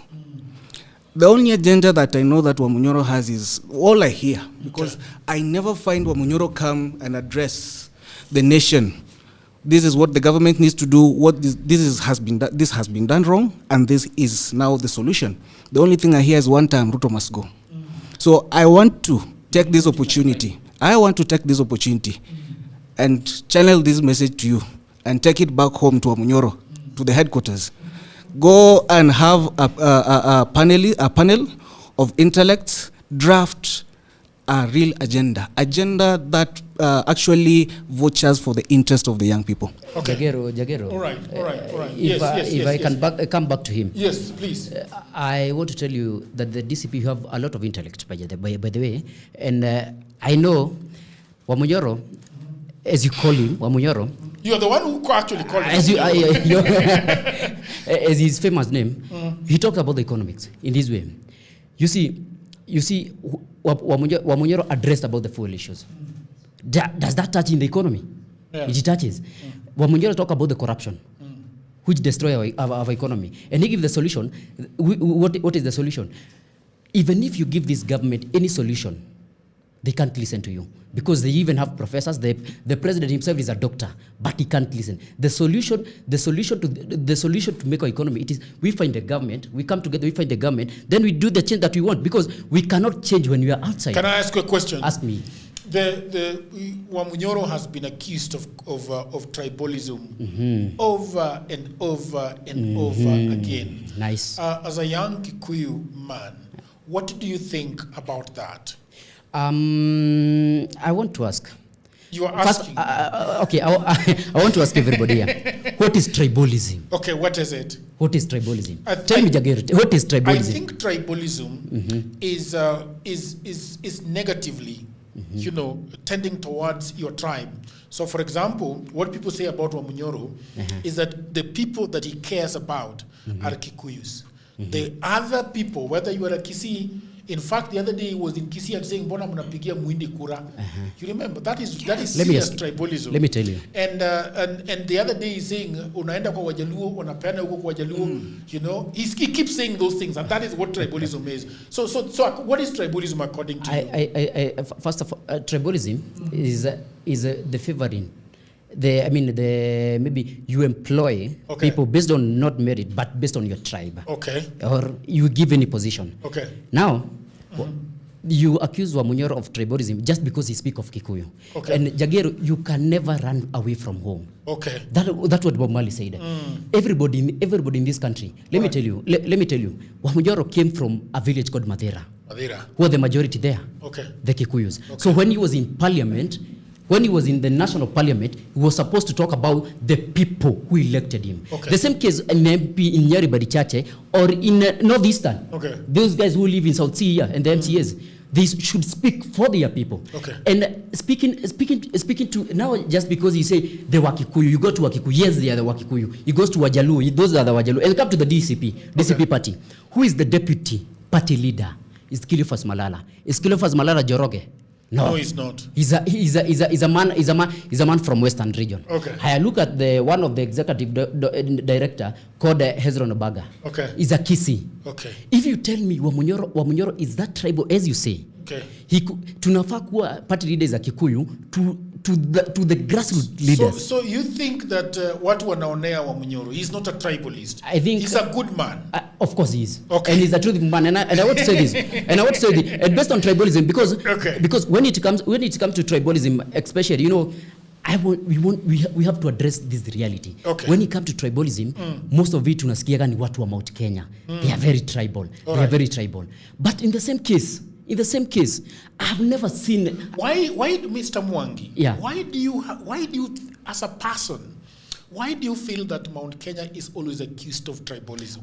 What is the reason? It is on the media. Even everybody, when he speaks, he's told Wale wa Kabila. When you hear people saying Wale wa Kabila, they always talk about the Mount Kenya people. Okay. And I'm a Kikuyu and I'm a young man, and I can never run. I'm Mwangi and can never change, and I'm a proud Kikuyu. Yes. I'm saying this, Jagero. Yes. When I'm saying this. I'm saying this. Are you feeling bad about this? I'm feeling bad. Okay. I'm feeling bad because watu wanataka kutuonyesha kama sisi watu wabaya. Okay. Na mimi nataka nidhibitishe kuwa kama even, let me say, even if is a leader, the problem is in Kenya, it is not tribalism. Okay. The problem in Kenya is bad leadership, bad governance, and corruption. And I will give a good example. In education sector, I don't care if William Ruto elect all the ministers and the PSs to be Kale. I don't care. Okay. If they are capable of that. And I can give you a good example. We had the Minister of Education. When this government, the UDA government ilingia, we had Ezekiel Machogu. But we had a Kalenjin who was performing very well. It was a PS, was, I don't know, Belio Kipsang. Yes. Belio Kipsang. Alikoyo. Belio Kipsang. Everybody in this country can talk about Belio Kipsang in education sector. But William Ruto did not elevate him to be a CS. I don't know why. The problem in Kenya, it is not tribalism. And tuwachanga hizi side shows za kusema ati shida ni tribalism. When we talk about tribalism, it is we want to form our own cocoon, tujipange, then tujipange to because hakuna kiongozi mwenye naibiaga community yake. Okay. When you hear there is a lot of rampant corruption, maybe you hear William Ruto is corrupt, Bra is corrupt. He does not take them to Kalenjin. No. Because even Kalenjin right now are suffering. Okay. Even everybody in Kenya is suffering. So saying talking about let's go to Aching. Aching, are you going to say something about tribalism? Because people of the internet are saying, why is Aching not talking? Aching, what do you think about tribalism? Let me just talk something small about Gachagua and the Mount Kenya leaders. Most of Mount Kenya leaders, they actually advocate for development in their areas. Okay. But when you come to these western regions, even you see recently Ruto has been going to the western regions, most of them are not talking about development. They're not talking sense. Okay. They're not like championing for some things to be done in the western region. Most of them are just having side shows. I cannot blame Gachagua for being tribal. Yeah. Mount Kenya is theirs, and it's okay if, development goes to those sides because he's championing for development. Yeah. And every leader is allowed to champion for development in their areas, which most of the Western leaders don't champion for development. That's why we feel like most of the people from Mount Kenyans are tribal. People are saying that the reason why they find him tribal is that, well, if he wanted to be a DO in Mount Kenya, fine, he can talk about them as much as he wants. If he wants to be a governor in Mount Kenya, he can talk about Mount Kenya as he wants. But he wants to be president. But Gachagua I cannot elect him as my president. Honestly, I don't even have a presidential candidate right now, me as a Gen Z. Because all of them, I'm not siding with their ideas, and I don't like their vision that they have. Sifuna? Even Sifuna is the worst. Behind. Really? Okay, after I was asking myself, after Mimi ni Sifuna, and then what? What's next? I'm not hearing his vision. I'm not seeing his plan for Kenya. All I'm just getting is Mimi ni Sifuna, and then what? Okay. Let's go to Kish. You know Jagero. Inaongea kwa nguvu. Watu wanasema Yes, I'm talking. Wanasema you are injecting, but we can't. Yes, go ahead. You can never talk about something when it is not good. At times I give flowers to these people of the central Kenya. Okay. And I'll give reasons why. Number one, you see these people, they are leaders. The people of Mount Kenya elect leaders on merit. In fact, for your 5 term, if you do nothing, they'll send you home automatically. Okay. Unlike what happens in other areas, as long as you're with the president and not doing almost anything, then they will still elect you based on the political rhetoric of that time. You see those people, they have industries. Their development does not only it does not only entail on the political goodwill, of the country. They have industries that connect to roads, and these industries, in fact, they are CEOs. They connect roads that can provide, service delivery and other things. So this man, Rigathi Gachagua, as a political analyst, and we are here to say facts, you cannot underscore Rigathi Gachagua. You cannot underscore him. Okay. Rigathi Gachagua can be a very good coach to have an abrasive opposition. Okay. But having him running in the presidency will have Ruto as early as 9 being a second-term president. So we can and if Gachagua is going to get on the ballot, it means that we'll have a united opposition, because Kalonzo says it is his time to run. Okay. Now, after the death of Raila, it is his time, because I don't know whether he was very happy about this death, because tell me why he could not stand for all those years, and then immediately after someone has died is when now he wants to appear like he's visionary and ambitious and wants to lead this country. Do you think Gachagua is going to give him to support him if tomorrow the courts tell the people of Kenya that, look, this guy was always as clean as Pamba? The courts have to clear Gachagua so that he runs, William Ruto becomes re-elected. How do you know? It automatically. Yeah. Wait. You are saying, Mike, closer to you a little bit. You are saying that if that everybody that supports Ruto will pray that the courts let him free. We are not praying it is going to happen. According to how it has happened even before calling that will be held tomorrow, it has always, the evidences and everything brought according to his presentation has always shown that he might be cleared. The chances are high. We are not praying. It is coming that has been seen already. We are seeing it from a point of presentation, from a point of argument, and from a point of legal note. Yes, I want to give the mic to this gentleman, yes, Mr. Kail, and then Mr. Kail, I want you to pass it to the wiper guy. No. There's something bubbling in my mind. You wait. I will forget. You wait. Go ahead. You want to talk about tribalism? Yes. Okay, go ahead. To me, I see I like having objective arguments. Okay. Most of the time, our arguments and politics is emotive. Okay. You see, even people are catching feelings. Yes. And we are trying to be very objective so that we choose the proper leaders. We have two problems. Okay. Number one is the issue of politics, political, patronage. Okay. Mimi ni mtu wa Ruto, nakufa na yeye, mimi ni mtu wa UDA, mimi ni mtu wa ODM. So we are never objective. Now, and we are very fierce. Number two, the issue of tribalism. Tribalism is basically the weaponization of culture and tribes. Okay. But in real time, what we know, it is our nature. Our culture is intrinsic. Okay. It is part of our fabric and our DNA. You can never run from your culture. Even when two people get married, there is always something that you've learned from your culture that you will always come and do. It will never go away from you. It is part of your fabric and your identity. To me, as I see, part of our biggest, the main problem we have even as Africans is the issue of identity. We lack identity. And that is because we're even running away from our cultures. That is something we can never do, run away from our culture. It is our language, So what I believe is that your culture and your tribe, they hold you firm to the ground. They give you the foundation to stand strong as an individual who understand who they are and where they come from. Right. And then it is supposed to be the anchor that will take you to your future. What I'm saying is, I'm not saying we go back to where we were. What I'm saying is we go back to those values and traditions that gave us meaning as human beings. Okay. They're very important for us. Our culture is not a bad thing. A good example is whatever Mwalimu Nyerere did with Tanzania. Okay. More than 200 tribes. But they're united under the umbrella of Kiswahili na Uzalendo. Okay. You will never know who ni wawapi. Our culture is beautiful in a way that it is part of our heritage and diversity. It makes us who we are, it makes us beautiful. And it's supposed to be part of our social interactions. We're supposed to do cultural exchange programs, learn from each other, so on and so forth. But when it comes to leadership, we must split the difference. When it comes to leadership, we must always look on merit. Personally, I don't care about your religion or your culture when it comes to leadership.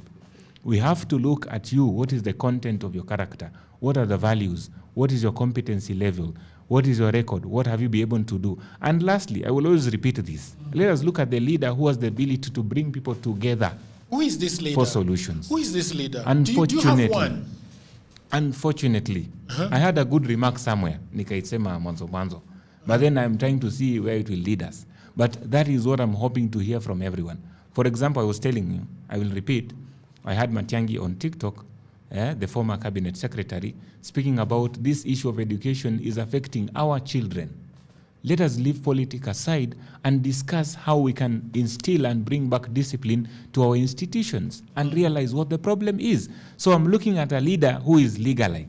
So let us stop the patronage oh baba yangu, oh mtu wa kwetu, and become all emotional, sijui nini yenyu, nothing yenyu. We are speaking about the interest of the nation. So as young people, I want to encourage us, even as we proceed with this conversation, when you go back to your groups, whether it is UDA, whether it is Wiper, whether it is Gachagua or Munyoro, go back there and go back to the drawing board. We are not interested in your petty politics of nani aende, nani anakaa sura mbaya, nani. I always speak firmly about the marginalized because I come from a marginalized and minority community, the Nubian community in Kibra. Okay. We are never part of any conversation, never part of any table. We're just left there for scrap because we don't have that patron, we don't have that father, we don't have that nanny. So who are we left with? Okay. Who are we left with? So right. that is the question. Yes. I want nataka kwenda kwa mtu ya Wiper kwanza. No, something I'm forgetting something. Please. Pea alafu tutarudi kwako. Sahi tu. So no, wachana na mambo ya soa. Nataka kuuliza swali. It is on tribalism and Gachagua. We are talking about Gachagua. Yes. And we are talking about tribalism. Yes. And please, I want honesty. This is why I'm here. Yes. What are your true feelings as a man who supports Kalonzo and also has Gachagua in the same camp? Now, let me start by saying my name is Peter Edwin Moreu. I'm from Nyeri County. Okay. Yes. All right. And first of all, it is good that I mention here that all politics is local. Those were words by my late Deputy Party Leader Mutula Kalonzo. Okay. Those were his words. And I want to start by saying this.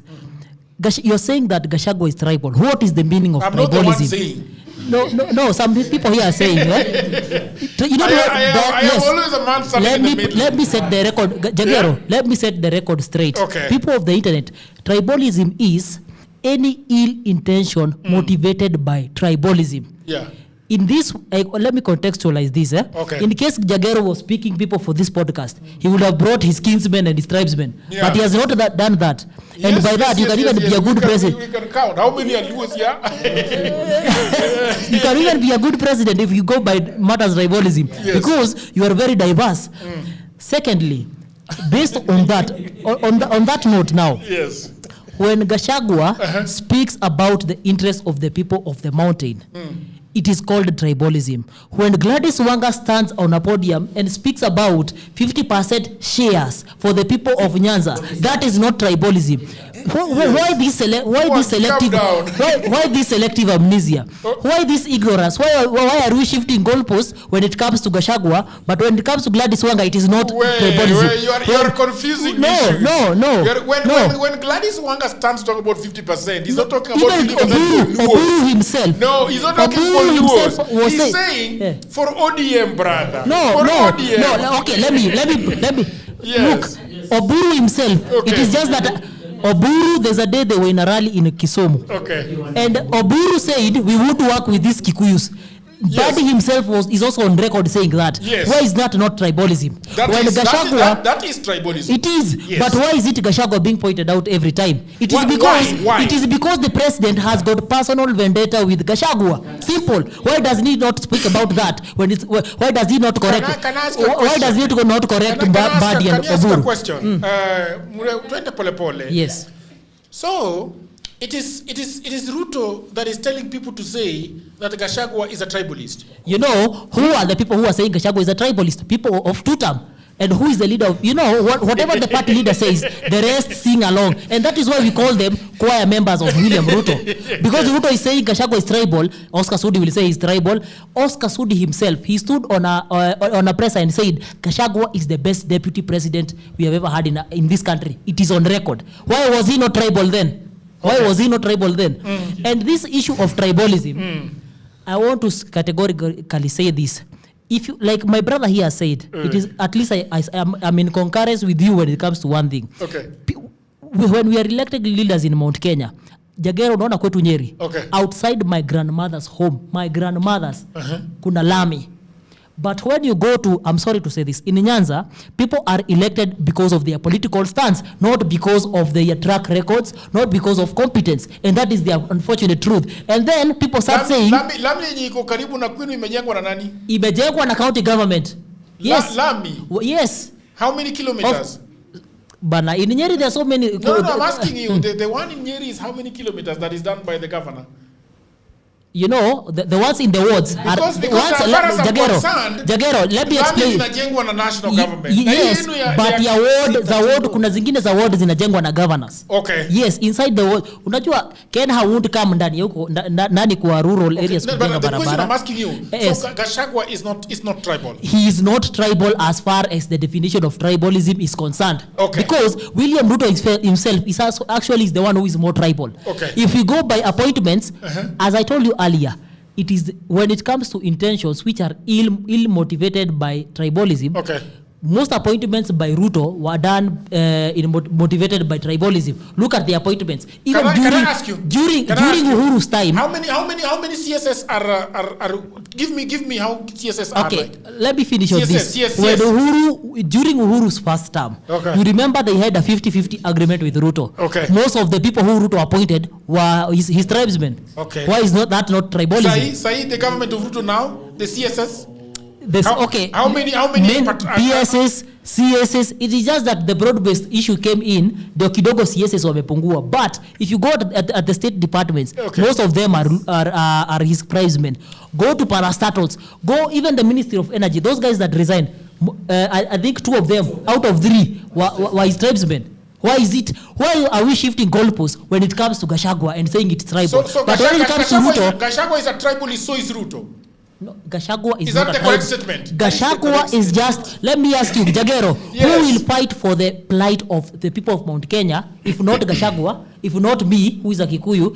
Who will fight for the plight of the people in Coast, if not Joho, if not Kingi? If you go to Luyaland, who will fight for their plight, if not Moses Wetangula and Mudavadi?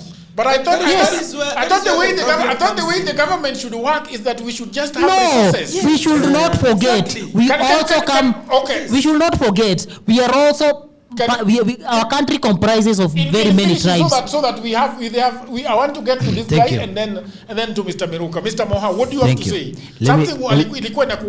Let me echo what my brother just said, that we must appreciate that we all come from somewhere. Yeah. Number one, in as much as I support the government, all right, even the president himself is actually tribal.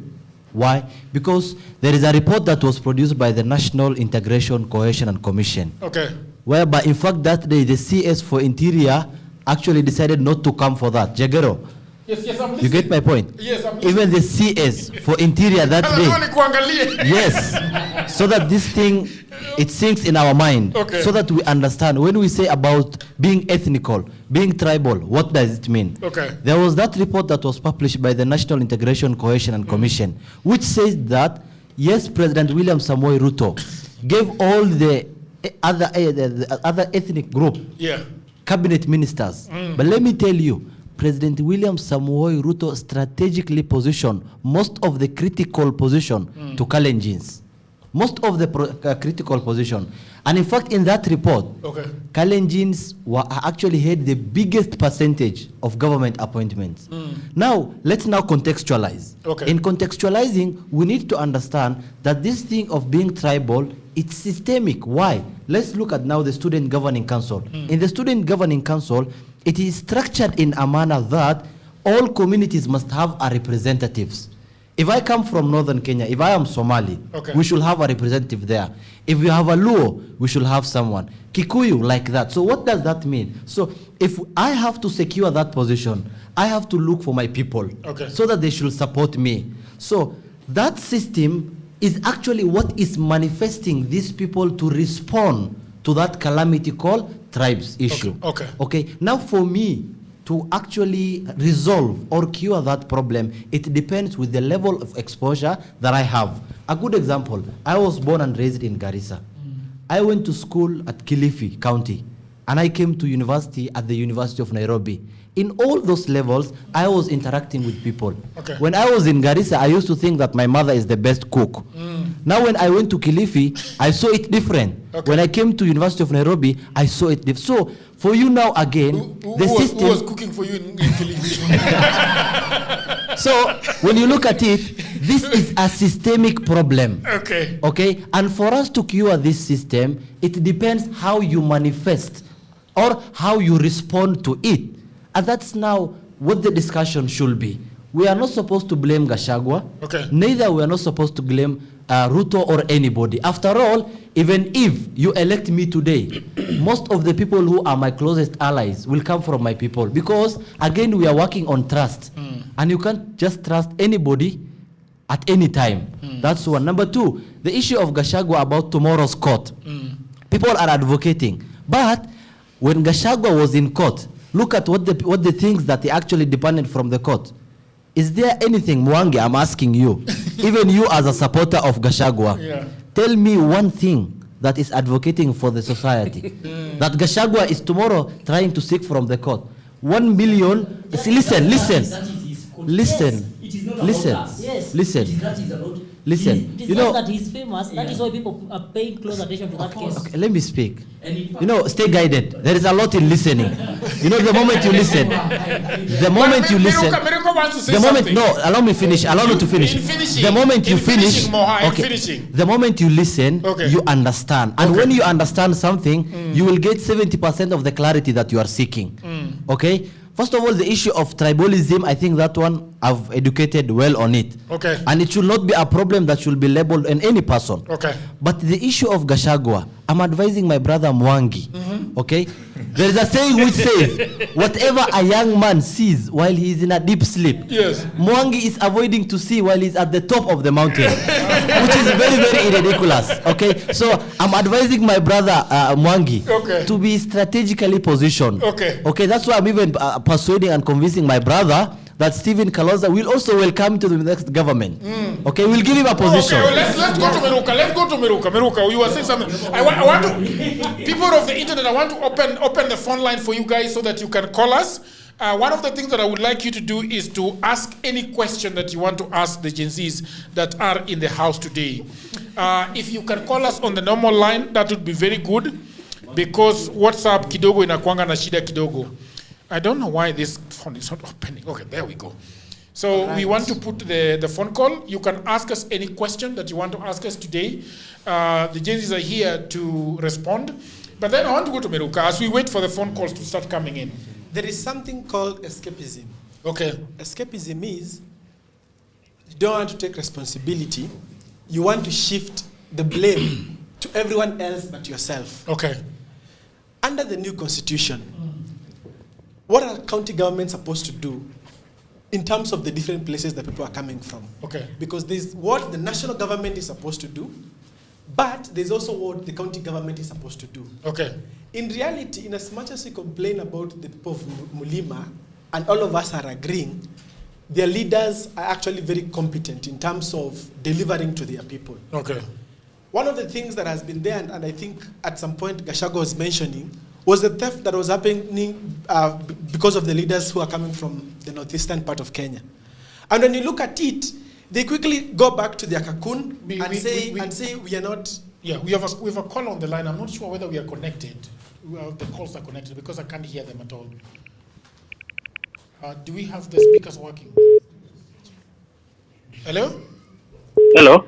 Yes, very good. Miruka is just finishing up something and then we are going to get back to you. Just give me 1 minute. Okay. Yes, go ahead. One of the things that is going to change this country is if, as young people, our mentality, because we know what tribalism has caused us, is to shift our mentality from the fact that I know we come from this place, but we are all Kenyans. Can we come together to build a future for the whole of Kenya, not just people from Mulima, Western, or whichever part of the country that you're coming from? Okay. Because if we don't change that and you keep going along that narrative that has been there, trust me, in the next 20 years, we will still be fighting the same ills that are there in the country. Okay. Let's listen to the caller. Hello, how are you doing? What's your name and where are you calling us from? Hello, Jagero. My name is Eric. I'm calling from Embu. Okay. My question to us as Gen Z, yes. Is it high time that we should elect people according to their pretest? Okay, like whatever they are going to do. As much as it's not easy to know if a person, when they get power, will do it or not, is it high time we do away with anybody who has been in government? Let's start fresh. Let's have new faces in the political office. Let's even have youth decide when is it possible to now maybe like vie for those seats, even at the party positions before we get to maybe the elections. And 13 months is away. It's not that far. What is your take on the issue about, mostly not about politicians or whatever is there, but issues on whatever the country has to do at large, without necessarily checking if I'm from a certain community or not. If I elect you, for example, Jagero in parliament, how am I sure that ukipata issue ya watu wa Kisumu utaweza kuwashughulikia despite you not being from that community? Thank you. All right. I think you're going to take that question. Did you hear it? Did you get the question? You got the question. Okay. We will. Hello? Hello, Mr. Jagger. Yes. Good evening. What is your name and where are you calling us from? I'd like to hold my name because I don't want to be profiled. Not that bad. Come on. Please. I just want to say I'm calling from Dubai. Okay. And thank you for the whole of the panel. And I can see you have my friend from Garissa. Yes. Mr. Mohammed is here. Exactly. So what I want to say is that I'd like to say that power upholds vacuum. Okay. Why am I saying this one? You know, after the death of Baba, ODM had a very big chance. Okay. To make sure that they go back, collect themselves, and say, what do we want for the next government? Okay. For me, I thought that the best thing would have been they should have decided to take control of parliament because we have lost the voice of the people, and the voice of the people is in the parliament. Okay. You get my point? Yes. So you can remember there is a time that Gachagua, whom I don't buy his ideology at all. But he's he's our leader, and there are people. Mwangi here will disagree with you. Yeah, let him disagree with me, but in my opinion, I don't admire him. I don't like his ideology. I don't like his political approach and whatever. What I want to say is that Gachagua doesn't desire to be the president of Kenya, in my opinion. Okay. For him, he wants to be the president of the Mount Kenya and the Kikuyu nation. Okay. We should understand that one. All right. And for him, there is a time he said that he admired Raila.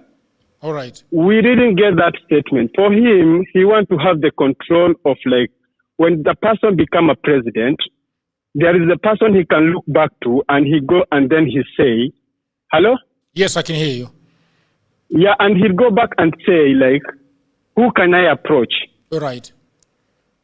And the Gachagua has understand that chemistry. So what he wants for him is that what question do you have for the Gen Z? Yeah, the thing is the Gen Z is they lost it. The Gen Z they lost it. What question do you have for them? Do you have a question for them? No, let me just finish this one. It's only short part I want to finish. Yes. Gachagua want to take over the parliament so that if any president come up with a bill of SHA or whatever, he will have to look for Gachagua. You get my point? Okay. So for the Gen Zs... What happened? Hello. Did we get in another call? Hello? The gentleman, I don't know what happened. Something happened.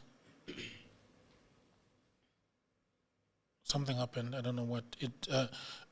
What do you think about the first caller that asked you a question? I definitely think that... I think let me speak for myself as a young person. Yeah. Definitely, I think that it's high time young people, we become part of the solution, that leader who is accountable. So as we approach 2027, I would just like to encourage, and I would definitely like to see young people definitely stepping up to vie for this position, whether it's MCA, MP, Senator, Governor, so that they can also, be in that space and, put in practice what they are preaching as of now. And also I feel like instead of doing away with every like every other old people in government. I feel like these older people, these millennials and Gen Xs, I feel like they're also very critical, because in as much as we are young people, we are coming with, the energy, the different perspectives and all that. We still need the wisdom and the guidance and the mentorship from this older generation. So I feel like the importance is we should not be apathetic towards each other because of our age, reasoning, and generation. So I feel like fostering intergenerational mentorship, synergy, and work in the government that's incoming would be a very good, path for the Kenya we want to see all the way up to 2032. And I feel like also... can we welcome this guest and then you can go ahead. Hello, how are you doing? What's your name and where are you calling us from? Hello. Hi, Jagero, how are you? Yes, what's your name and where are you calling us from? Hello. Yes, we can hear you. My name is Alex. My name is Alex, and right now I'm calling from South Africa. Okay. Yeah, and Jagero, I'm calling because I like your show. I watched it quite frequently, but I think there's a lot of unfairness, especially with regards to the tribal angle on Gachagua. Yeah. Because this guy has been talking a lot. We cannot hear you clearly. Are you on loudspeaker? No. Can you? Yeah, you sounded like you're in a hole or something. I don't know whether you can make it better. Hello, can you hear me now? Yes, that is much better. Okay, sounds good. Now I was saying with regards to Gachagua. Yes. The guy, I think we are being very, very unfair to him. We are being very unfair to Gachagua. Yes, you guys are being very unfair. There's a lot of I think there's almost Jagera. I watch your show, I appreciate it. It's very objective, but at times it feels like there's a smear campaign against the guy, and I'm gonna lay out the reasons why. Because there's a lot of talk about that this guy does not, he only talks about Morema when he speaks. He doesn't do that. Gachagua has spoken widely about the police brutality in churches. Okay. And whenever he talks, he says about all those things. That's why he talks about it. He says how, the regime murdered the young people during the Gen Z protest. That's one thing that he rails across, and that's one thing that affects all Kenyans. There are things that I'm going to address. I think he talks about the Shah being, you even saw Duale when he came out with all those press conferences. That's national issues that he talks about, but we only look at the tribal thing that he says. Gachagua talks about the corruption, the RSF thing that he talked about when Ruto was giving those warlords and, whatever passports. He talked about all those issues. But on the media, there's always that talk of ule wale watu wa kabila. Why are we not talking about Hassan Omar, who literally stood in front of the president? No, let me finish my point. Then you can ask. Who said in front of the president that he's going to hound out Kikuyus and send them to hell in front of the president and deputy president? Why are we not talking about that? But we are busy talking about Gachagua. I've never heard Gachagua say go attack Luos. He's never said go attack Kambas. He calls them cousins. He goes across, the entire country. He's one of the only people who has gone from Mombasa to Karibu, all the other side of the nation, campaigning for himself. Yes, we're painting him as tribal. I don't buy that. Can I ask you a question now? Very wrong. Can I ask you a question?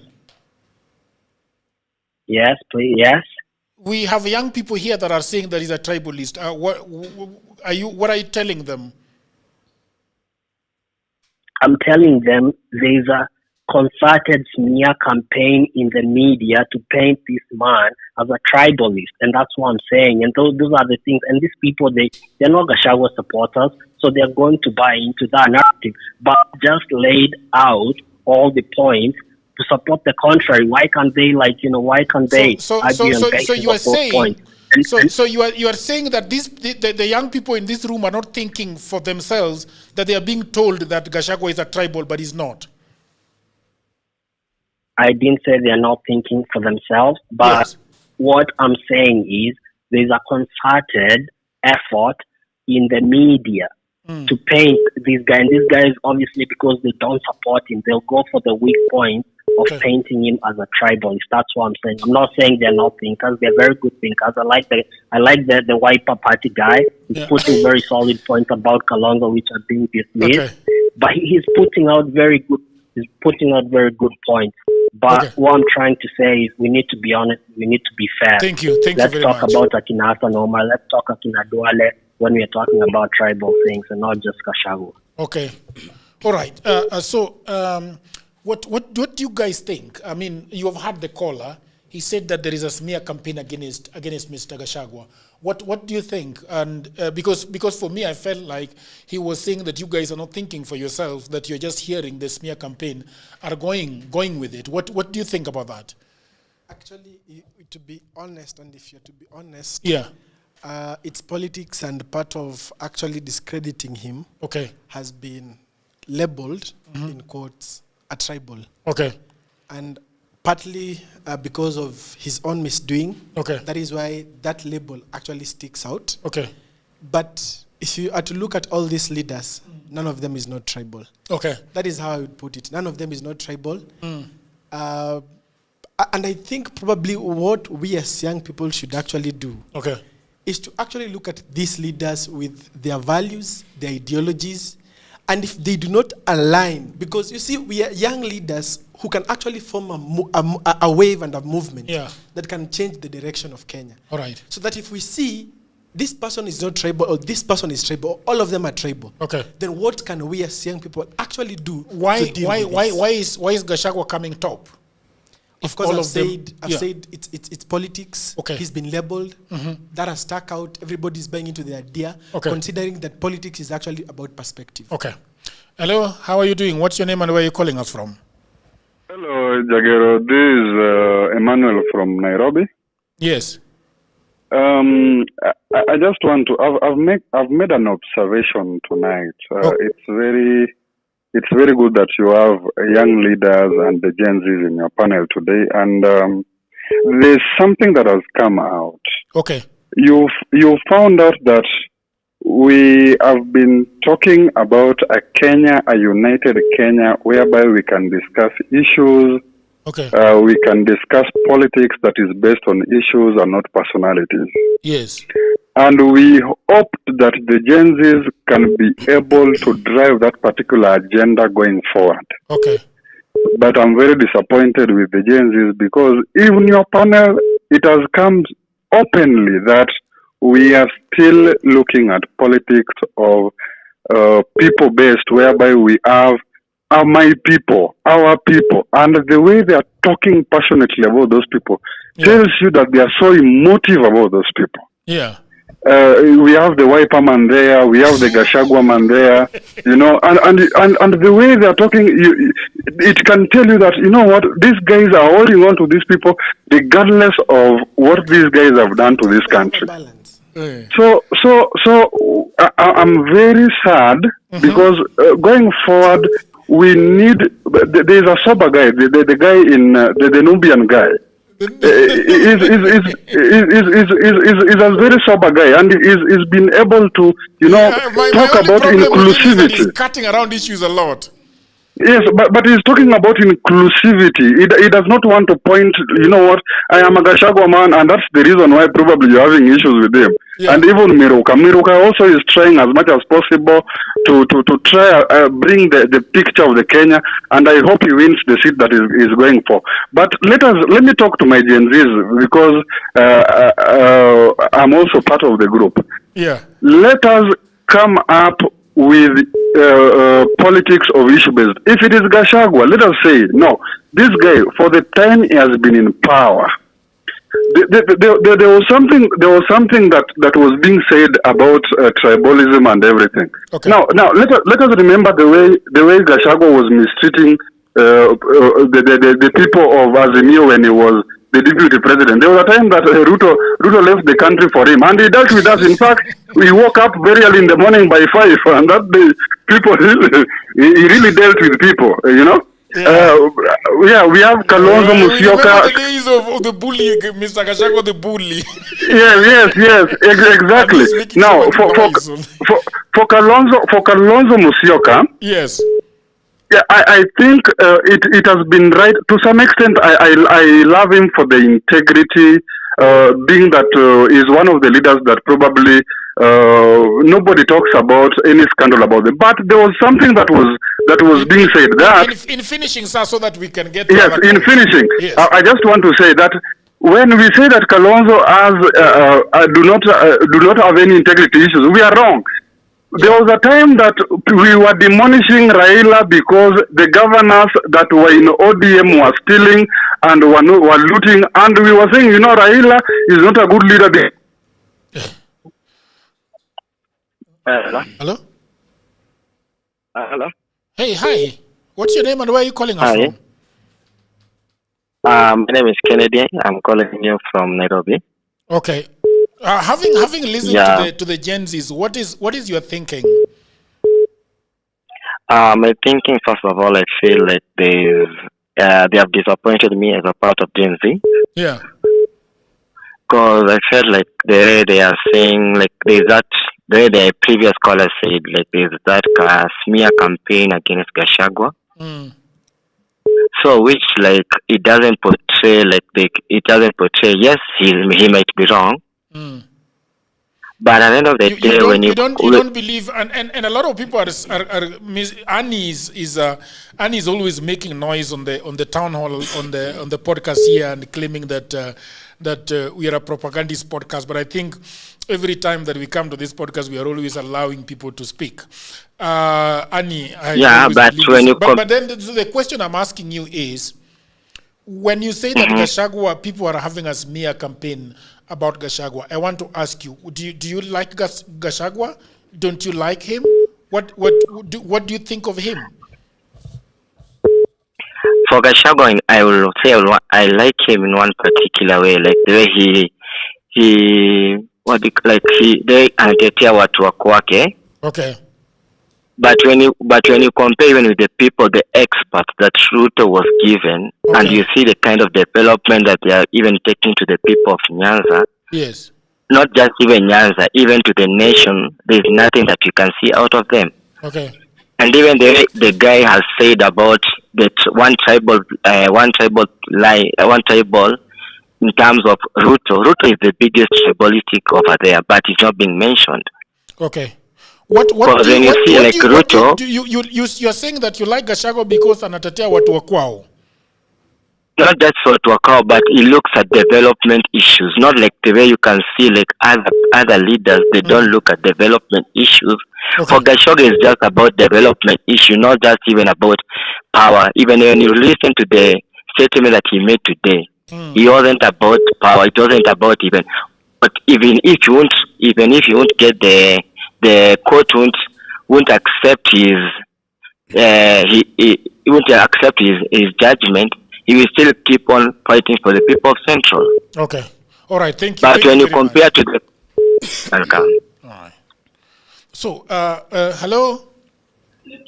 Hello. Yes. How are you? I'm fine. Yeah. Do I want to put you on a hold for just 1 minute, and then we'll get back to you. Is that fine? Okay. All right. Great. So, I want to get to you. You've had the callers. They are saying that Gachagua is being mudslinged, and that is what is going on. What do you think about that? Do you think that there is a truth there? Because my feeling is that some of the callers have just said that you guys are just listening to media and deciding that, look, this guy is bad. Definitely, like it was said before, politics is all about, perception and creating narratives and propaganda and getting people to follow it. So that is part of it.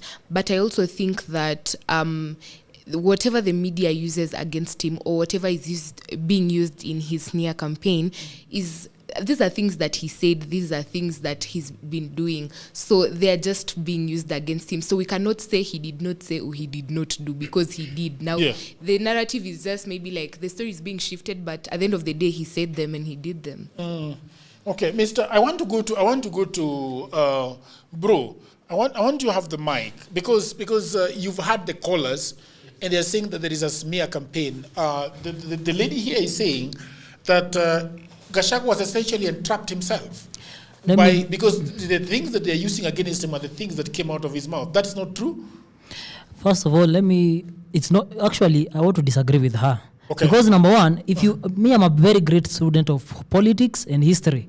Okay. I want to take you back to Germany, Nazi Germany. Okay. There was a guy called Joseph Goebbels. He was the propaganda minister for Adolf Hitler. Okay. And the propaganda he used to peddle around was that Jews were not good people.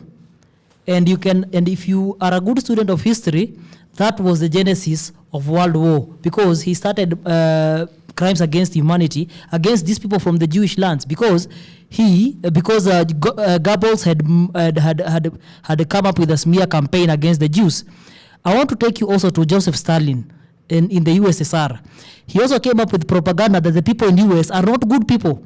So I want you to get this point that communication and propaganda and the media can be used against someone in a certain manner. Like I asked earlier, why is it not tribalism when Oburu says we cannot work with these people from Kikuyu land? Why is it that it's Gachagua? Let me ask you, how did you know that Gachagua is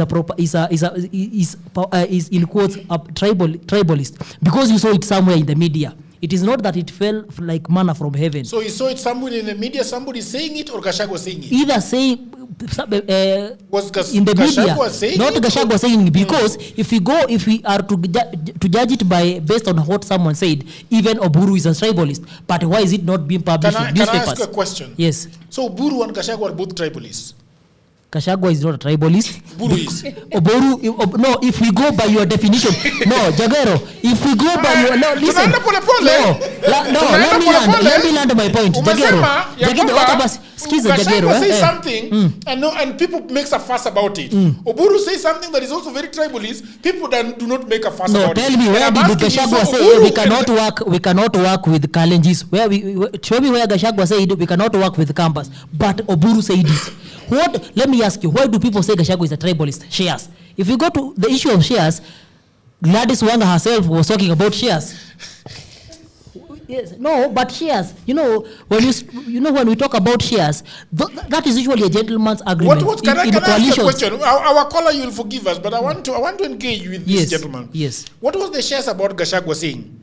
Gachagua was saying what was he saying? Because we contributed to who's we? We as the people from the mountain contributed a significant amount of votes into your basket. Also accord us enough development in reflection to also what we contributed to your vote basket. However much I did not elect this Kenya government. Let's go to the one that Gladys Wanga said. What was Wanga talking about? Wanga said we want a 50% share. Who? Wanga. With William Ruto. Who wants? She said we want a 50-50. Who? ODM. But what is... but... Is ODM Luos? Generally, ODM is Luos.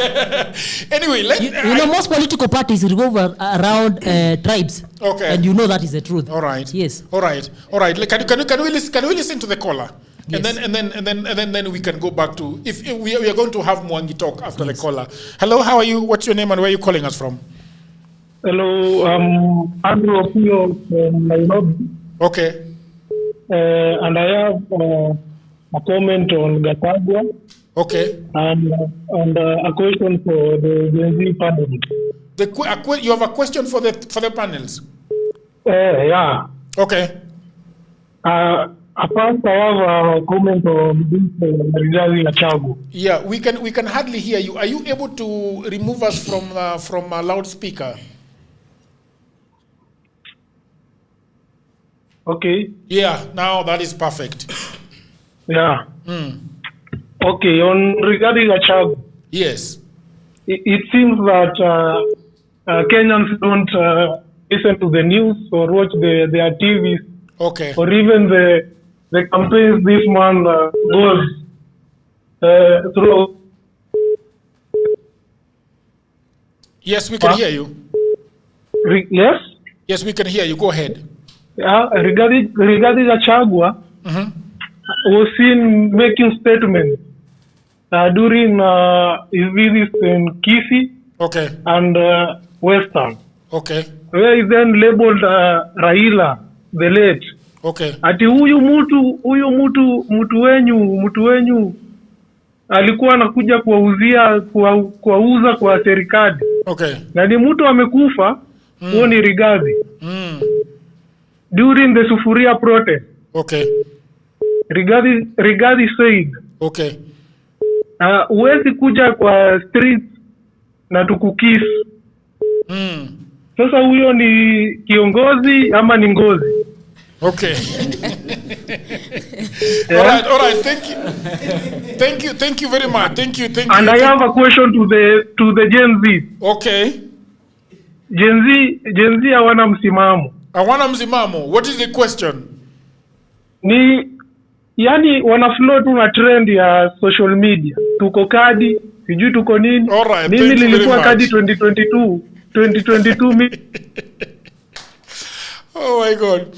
Hello, how are you doing? What's your name and where are you calling us from? Hey, what's up, man? My name is Razo. I'm calling from the U.S. Okay. So I just want to repeat what the other guy said. Okay. Gachagua is a smart guy. He's a very smart guy. I like him. Okay. But at the same time, you need to be very mindful of what he says. You know, because sometimes he speaks without even thinking. I don't know if you think or not, but sometimes you need to be very careful what he says. Because like right now, the case of Ebola. Okay. So the Ebola thing was not a tribal thing, but he narrowed it down into a tribe section. Okay. That is a global thing. It's a Kenyan thing. So he should have kept it at that instead of narrowing down. So things like that, with normal person would just think is a tribalist. Even though he's not a tribalist, or he might be, I don't know. Okay. But he needs to be careful what he says, especially on media TV or whatnot. All right. But thank you, man. All right. Thank you very much. Hello. What's your name and where are you calling us from? This is Alan. I'm calling from Nairobi. Yes, Alan. How are you doing? What I wanted to say is that I've heard what the Gen Zs are saying. Okay. What do you think? But yes. What do you think? But yeah, what I think is that I think tribalism in a way of a historical thing. Okay. I've studied where tribalism started, and I realized that what is the reason why KADU was formed apart from KANU? Okay. It is because the small tribes wanted to come together in the face of the bigger tribes then, which were the Luo and the Kikuyu. All right. So this tribalism thing is an instinct in that those tribes want to protect themselves. Okay. And on the issue of Gachagua, it is not about media that is making him look tribal, but it is himself. All right. You remember he could go to Nairobi, okay, to that soko that was being demolished, and then he said that it is me who advised the people from my community to vote for Gachagua, for the governor for Nairobi. Okay. Sakaja. Okay. So you cannot say that he's not tribal or he's being painted. But the people are saying that he's being mudslang, or is it mudsling? So for the people that are saying that people are just mudslinging Gachagua, I mean, you are also watching too much news, and everybody doesn't like Gachagua over there in the media. What do you think? No, it's not true, because I saw Gachagua saying that he advised the people of Mount Kenya to vote for Sakaja. Yeah. So you cannot advise me saying that it is the media is misinforming, because it is Gachagua who said that one. Okay. Gachagua said shares. It is on record. I can get a video. He went to the mountain before his impeachment. He went to fast in the mountain for some 4 days, 5 days. Okay. And then he came out with a lot of strong words against the other side. Recently, he's just talking about Mount Kenya. He's saying that our people brought a lot of votes to Ruto. He's saying cousins.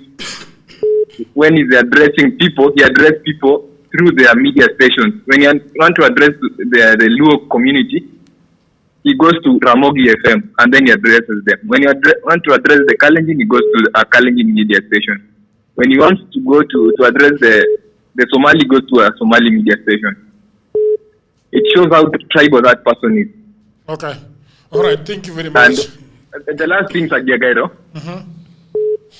is that it's not that Kalonzo has no corruption case, or that Ruto is more corrupt, or Gachagua is so tribal.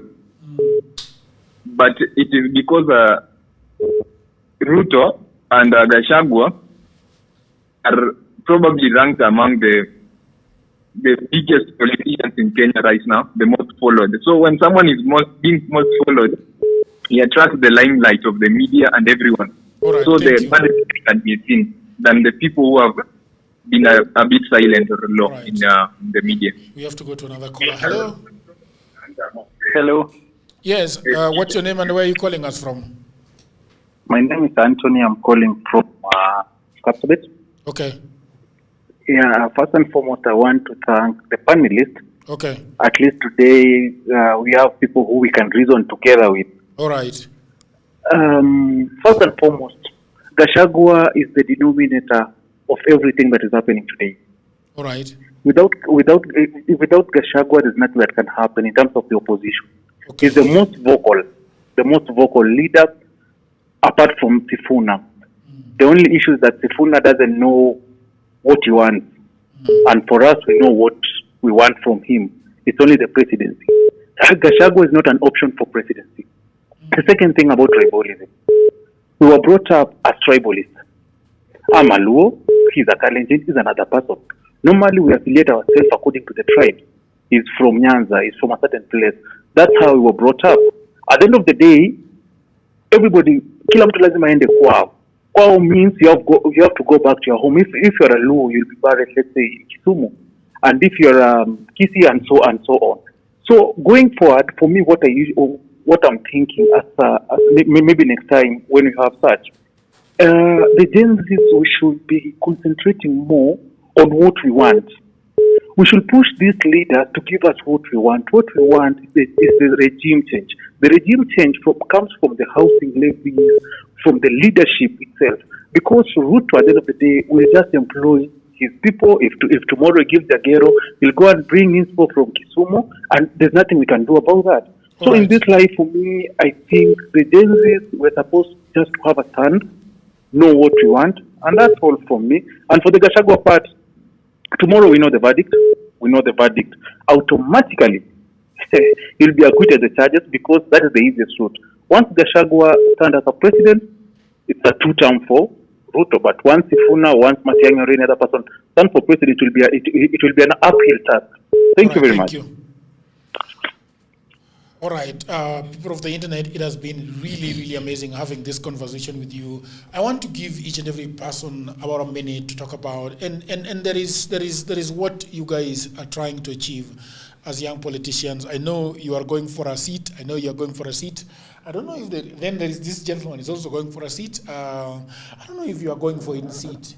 Not now. So I want to give you an opportunity, maybe 1 minute each, to talk about what the seats that you are going for, what it means, because a lot of people, I know that organization that you're talking about, you told me that a lot of people do not know about it. Maybe you can take this opportunity to tell us more about that, it's a parastatal, right? A government parastatal. So you can tell us about that, and then I'll give you 1 minute each, and then we finish. That is how many minutes? 1, 2, 3, 4, 5, 6, 7. No, more or less. I'll give you 1 minute each. Then the guys that are not standing, nitawapatia 31. I mean, just 30 seconds to say their last words. So let's start with Miruka. Kuna watu wanataka kuwa president in this country. Yes, go ahead. Yeah, so my name is Richard Miruka. Okay. I am vying for a position in the National Youth Council of Kenya. Okay. To be the president of the National Youth Council of Kenya.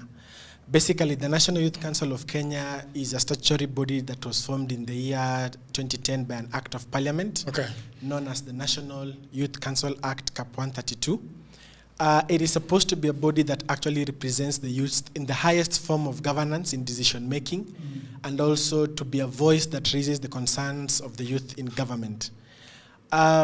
What probably I would want to urge and tell my fellow young Kenyans, for a long time, and I think we have seen it in this show, young people have actually been used for tribal division, propaganda, intolerance, and so forth and so on.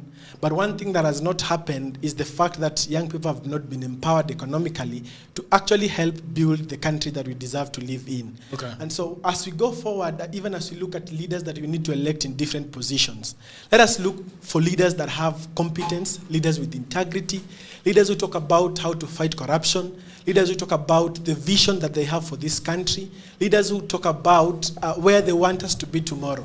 Because all these shenanigans just puts us somewhere around, we're just like pawns in a game that is being played. They'll talk whatever they want to say, but at the end of the day, we'll keep suffering in our troubles, in our worries, the way we have, but no one is coming to save us. So it is time that we actually now come together from disharmony and disunity to unite to shape a future that we actually want to live in. All right. Thank you. Thank you very much. Mr. Musa? Thank you so much for this humble opportunity. My name is Alhaji Mohamed Musa Bodle, a National Youth Representative from South Sea Ward, eyeing for the Langata constituency.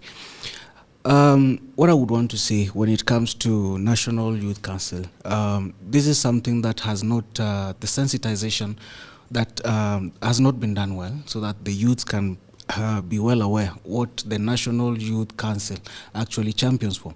Remember, as a young youth of today, a lot of has been mentioned, but what I did not hear, who is actually vouchering for the solution?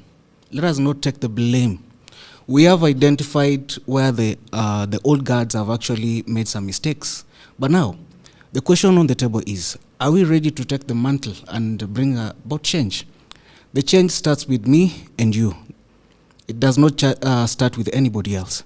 And as I state this, in years to come, I want to be very self-focused. I'm very focused, and I'm going to be very ruthless. In years to come, I'm going to be in that parliament. I'm not going to be that parliament to be quiet. I'm going to be that parliament to air out what is not right. As I finish, I want to say this. I love people who are smart, but are actually being betrayed by their sentimental actions, like one who has been talked about.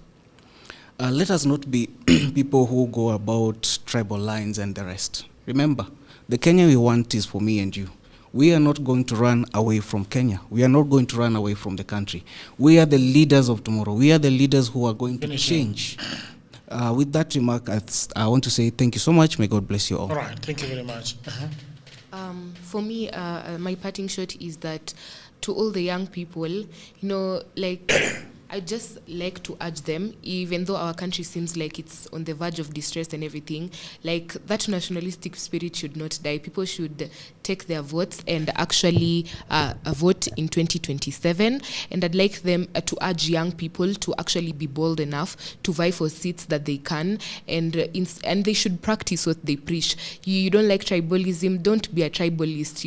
You want leaders of integrity, be that leader of integrity. You want accountability, be accountable yourself. Yes. Thank you very much. Mr. Mwangi? Thank you very much. I go by the name Mwangi Elias, the youth leader DCP. Kidogo karibu na wewe.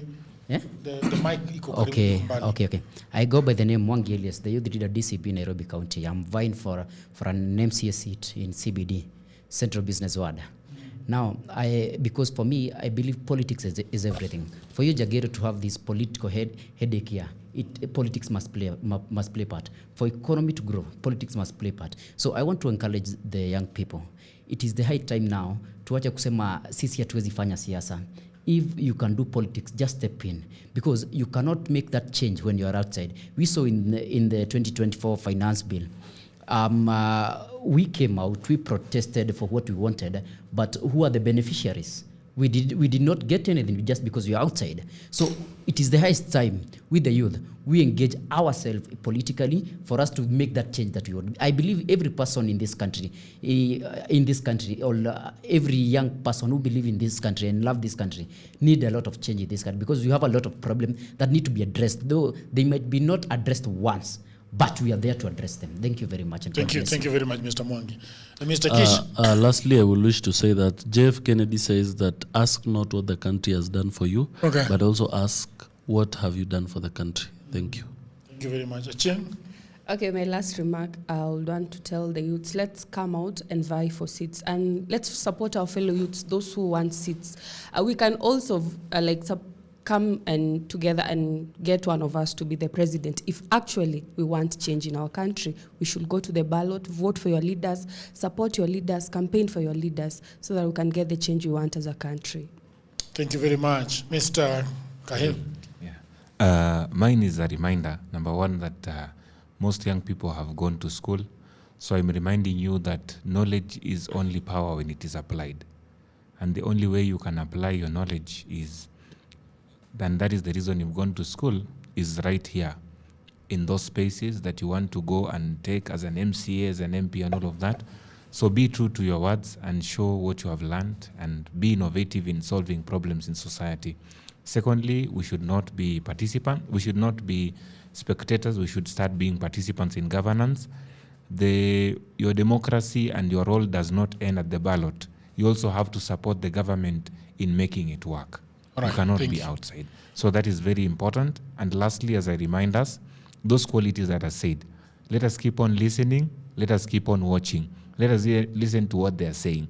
Let us listen and choose the leader who will bring us together to solve these problems, and not the leader that is trying to divide us. Okay, thank you so much, Jagero, for the golden opportunity. And all that I can say is, state with strong democracies enable citizens to strengthen their institutions. The young people of Kenya, we have a very, very good country, which has a very robust constitution. Let us strengthen the institutions that we have. Number two, let us seek to learn more and more so that we can connect the dots, because one finger cannot break a wall. And with us all bring different ideas, different perspective, different knowledge, and different skills. And that enable us to blend, amalgamate for us to solve the problem. And after the end of everything, the outcome is either to the problem that you solved or the problem that you caused. All right. Thank you very much. Hello, sir. Hello, sir. So, first of all, let me thank you, Jagero, for this opportunity. But also, let me mention that I'll also be vying for the National Youth Council elections. The same one? Yes. Okay. And these are very great opportunity for young people. And it's true that sensitization has not yet been done effectively, because this is a very great opportunity for us to lead, for us also to take these spaces and also be part of shaping opinions and also be part of decision making in this country. So I'll be vying for the ward representative in Thika Township ward, then up to the Thika Town constituency, and eventually to the 8 elected members of the council. My message to the Gen Zs today is that we cannot make change when we are outside. We need to join political parties. Please join political parties.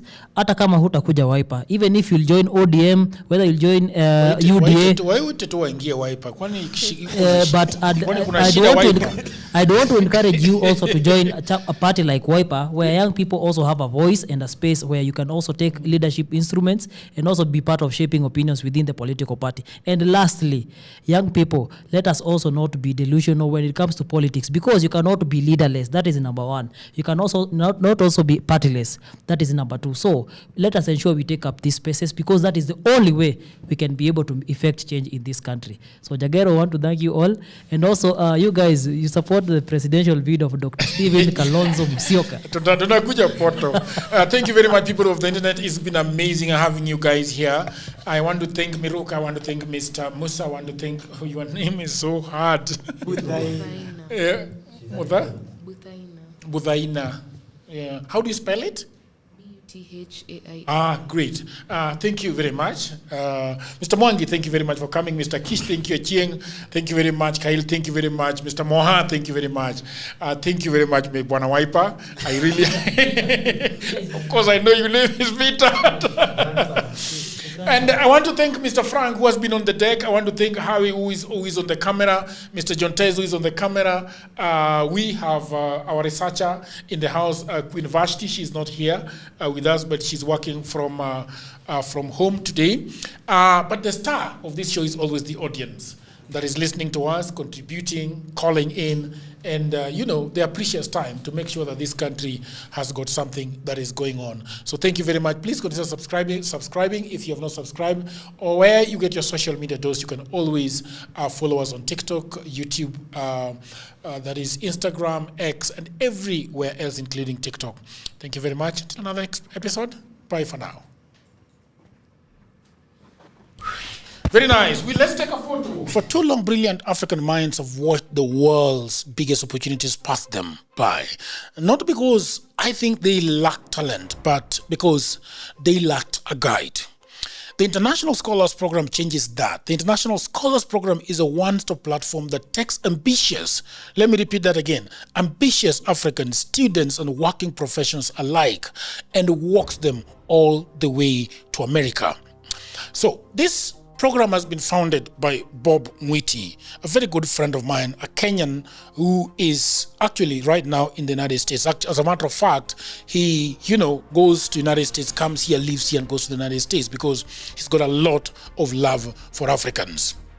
Over the past 7 years, ISP has placed more than 800 African students in universities across the United States. Full degree programs with funding regardless of financial background.